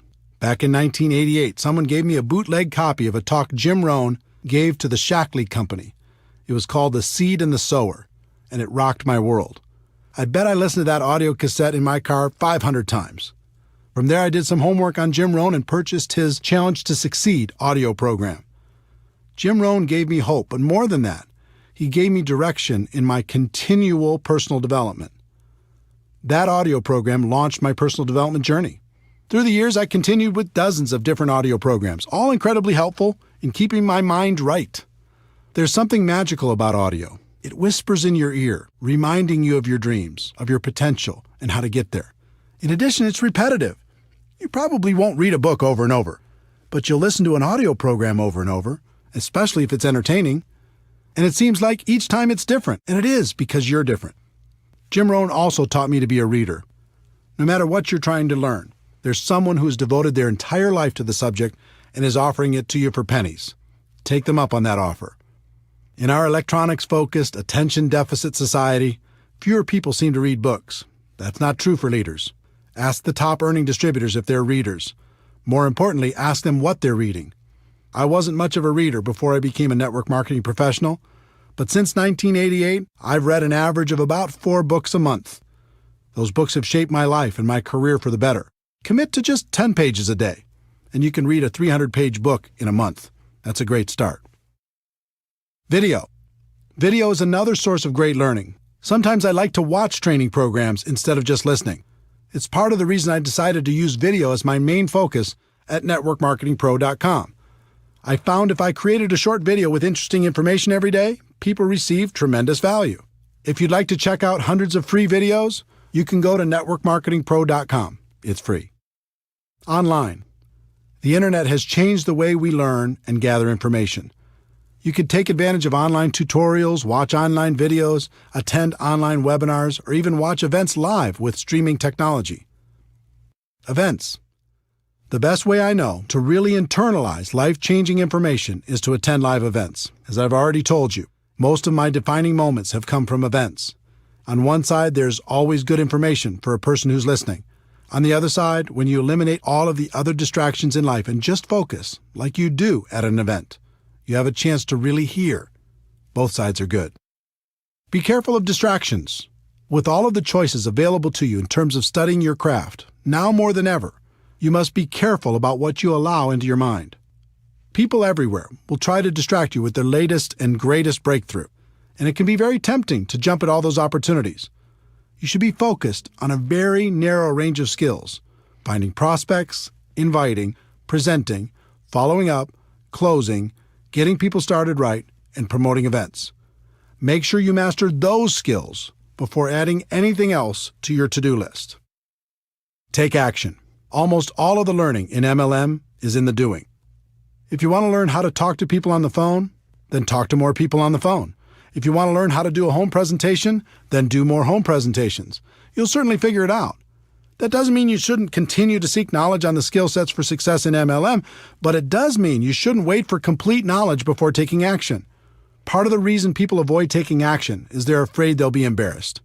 If you want to be successful in network marketing, you must learn to set that fear aside. Here's why. It's very difficult to look good and get better at the same time. Instead of being afraid of how you look as you're learning and growing, be afraid of not taking action and living a life at a fraction of your potential. Let me give you a concept that has served me for over 20 years in the area of developing my skills. Back in the early 1990s, a friend and I were searching for a great network marketing product. We traveled the country and met with many interesting people. Our journey led us to an organization in Michigan called the High Scope Educational Research Foundation. They had a progressive and proven way to teach children how to learn more effectively. High Scope has many components, but the one that struck me then is the one I've used to this day, called Plan, Do, Review. Here's how the company explains the process. In the Plan, Do, Review process, children make plans, carry them out, and reflect on what they have done. In doing so, children learn to take initiative, solve problems, work with others, and accomplish their goals. Their play becomes more purposeful and focused.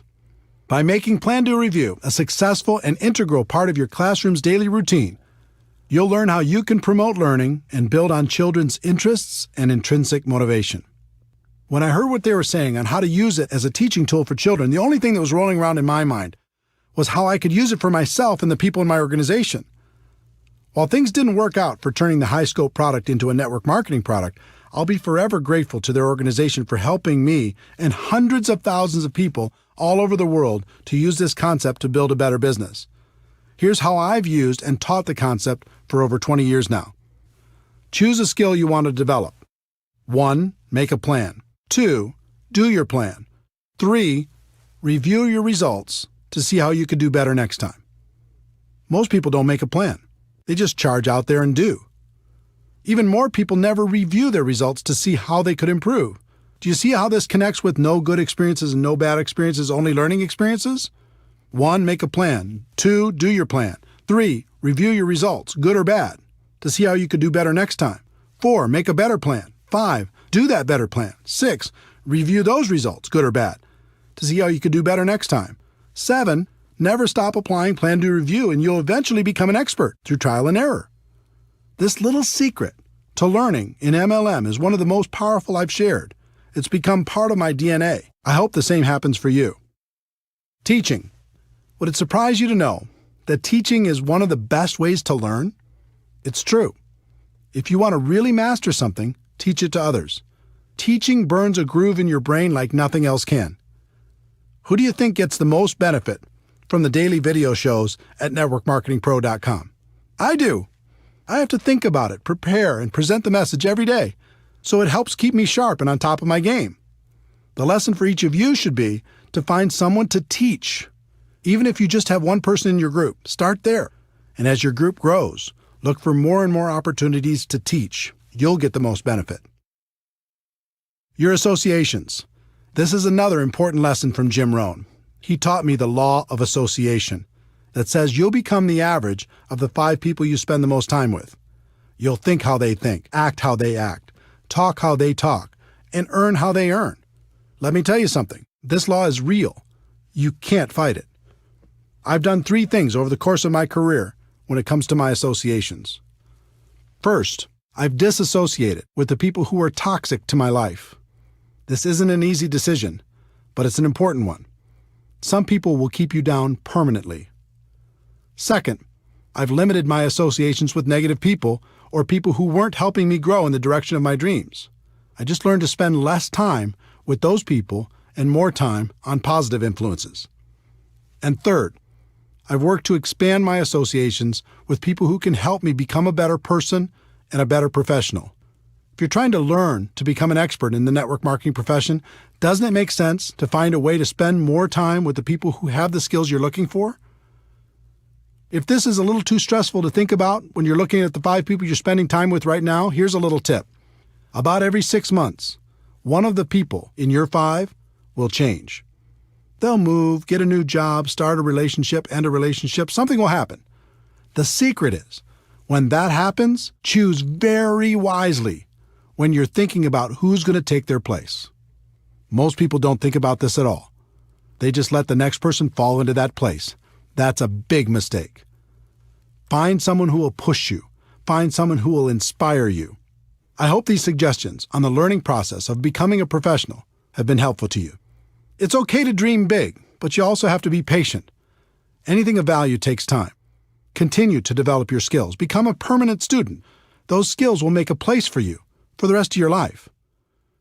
There's one more concept you need to understand. I've analyzed the top earners in network marketing. I've interviewed them, and we've become friends. Do you know what they all have in common? They work hard. Don't get me wrong, they have a great lifestyle, and they love what they do, but they work their butts off. If you want big success in MLM, you're going to have to do the same. Network marketing isn't about luck, timing, positioning, or signing that magic person who will make you rich. Freedom is possible, but it isn't free. It will take hard work to stay consistent when the world tries to distract you. It'll take hard work to learn the skills required for long-term success. It'll take hard work to become the leader you're meant to be. Some people in network marketing become unhappy when they realize work is involved. Most of them join for some sort of free ride. When they experience growing pains, they run for the hills. Be different. It might take hard work, but it's good work. And it's the best way I know for the average person to enjoy true freedom.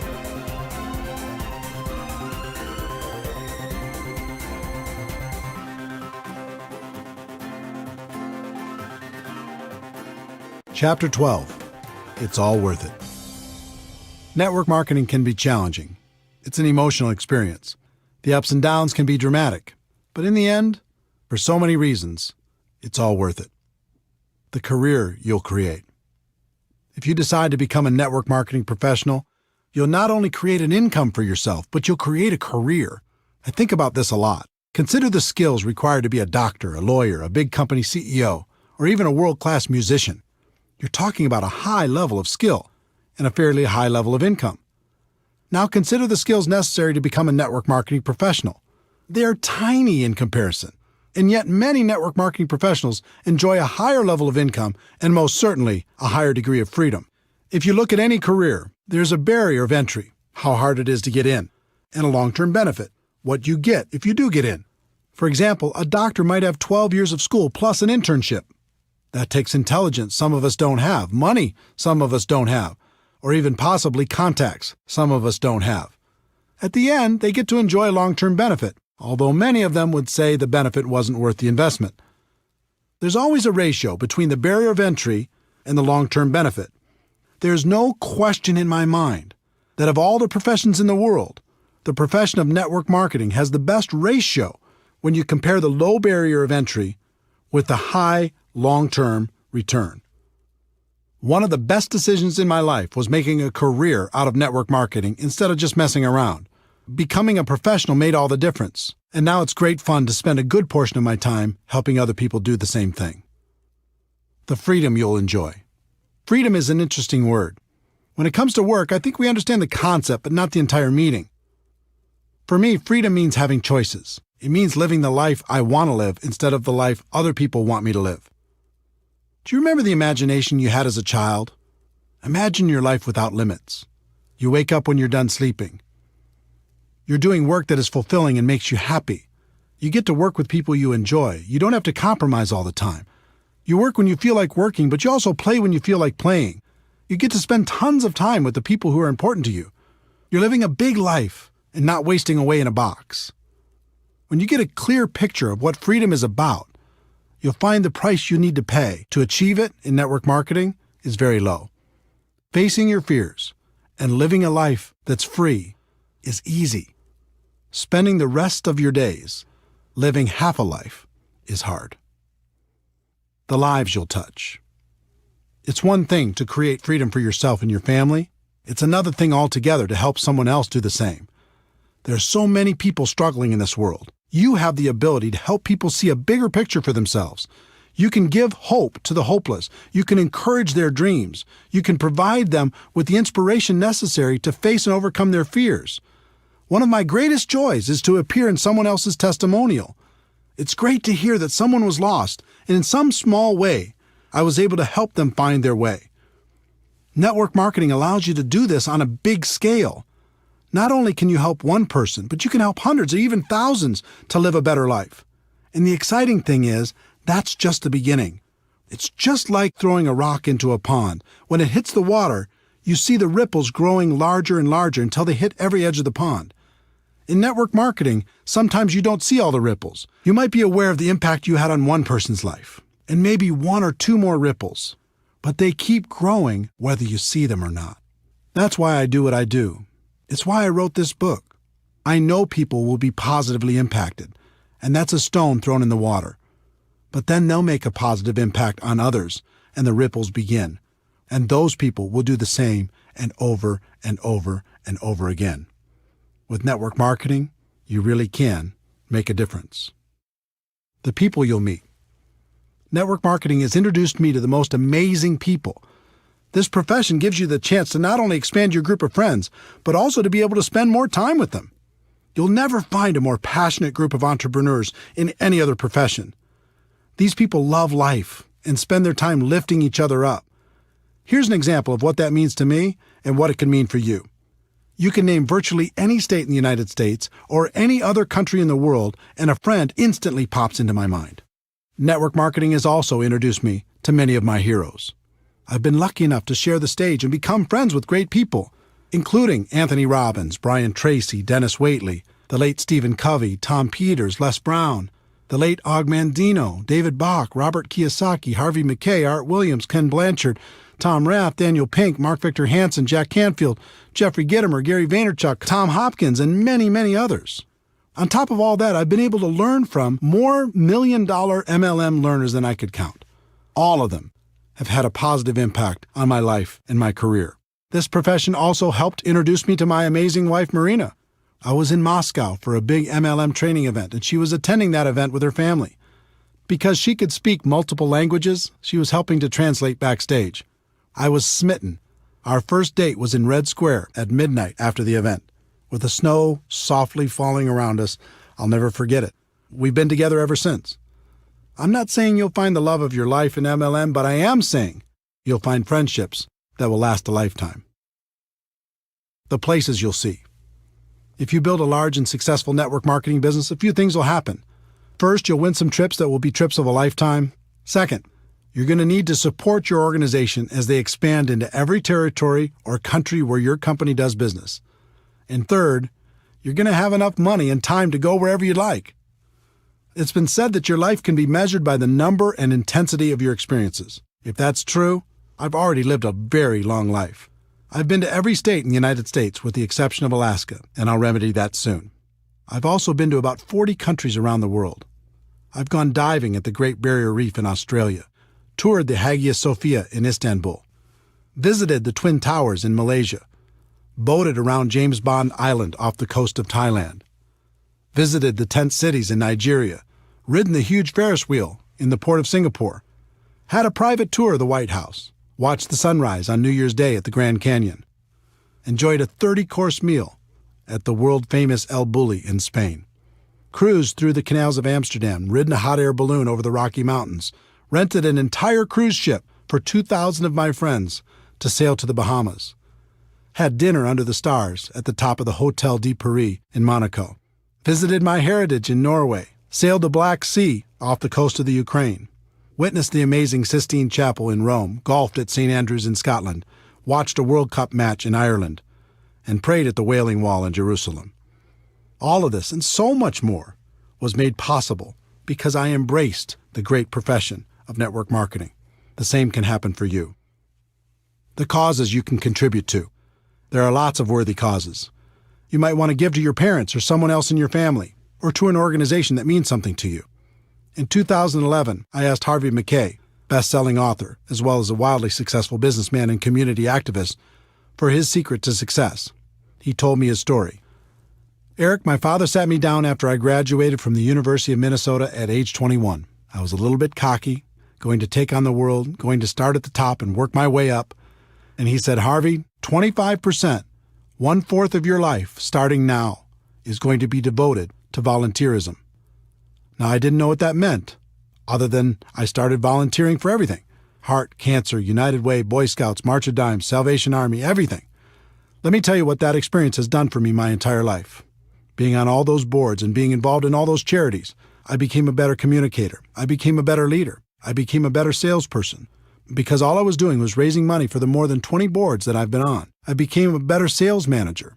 And can you imagine how many new people I met by just being a volunteer? My network grew tremendously.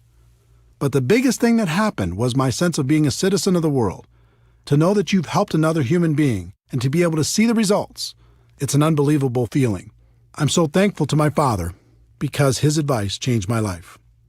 This interview changed my life because it impacted my thinking on contribution. I'd always thought that there was really only one way to help a worthy cause, and that was with your money. But after my conversation with Harvey, I realized that there was 3 ways to help. The first is with your money.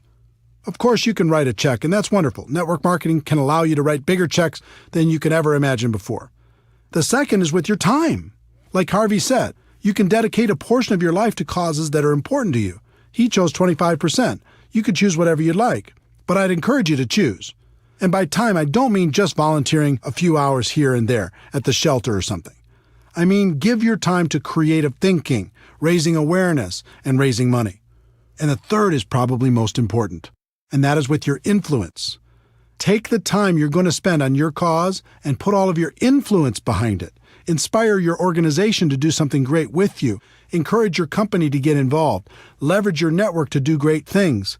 You are powerful, and more so because of your involvement in network marketing. Use that influence for good. It'll change your life for the better. The person you'll become in the process. Network marketing changed my life for the better because it forced me to become a better person. As a profession, we move products and services to the customers who want them, but our real purpose is much deeper. At its core, this profession is an incubator for personal growth. You'll learn how to face your fears. You'll learn how to solve problems. You'll learn how to feed your mind with positives and protect your mind from negatives. You'll learn how to grow stronger. You'll learn how to lead. When I first started out in this profession, I did almost everything out of fear. I was afraid I wouldn't succeed. I was afraid I was going to run out of prospects. I was afraid I was going to miss out on the opportunity. But over time, that fear went away. I decided to focus on myself and my skills instead of all the things I couldn't control, and then everything became clear. I learned the true secret of network marketing. The greatest benefit isn't getting what you want. The greatest benefit is what you'll need to become in order to get what you want. I learned what was always there and what has been passed down for ages. The journey is everything. Thank you for taking this journey with me. Let me conclude by sharing what I say at the end of every Network Marketing Pro video. Ladies and gentlemen, my wish for you is that you decide to become a network marketing professional, that you decide to go pro, because it is a stone cold fact that we have a better way. Now let's go tell the world.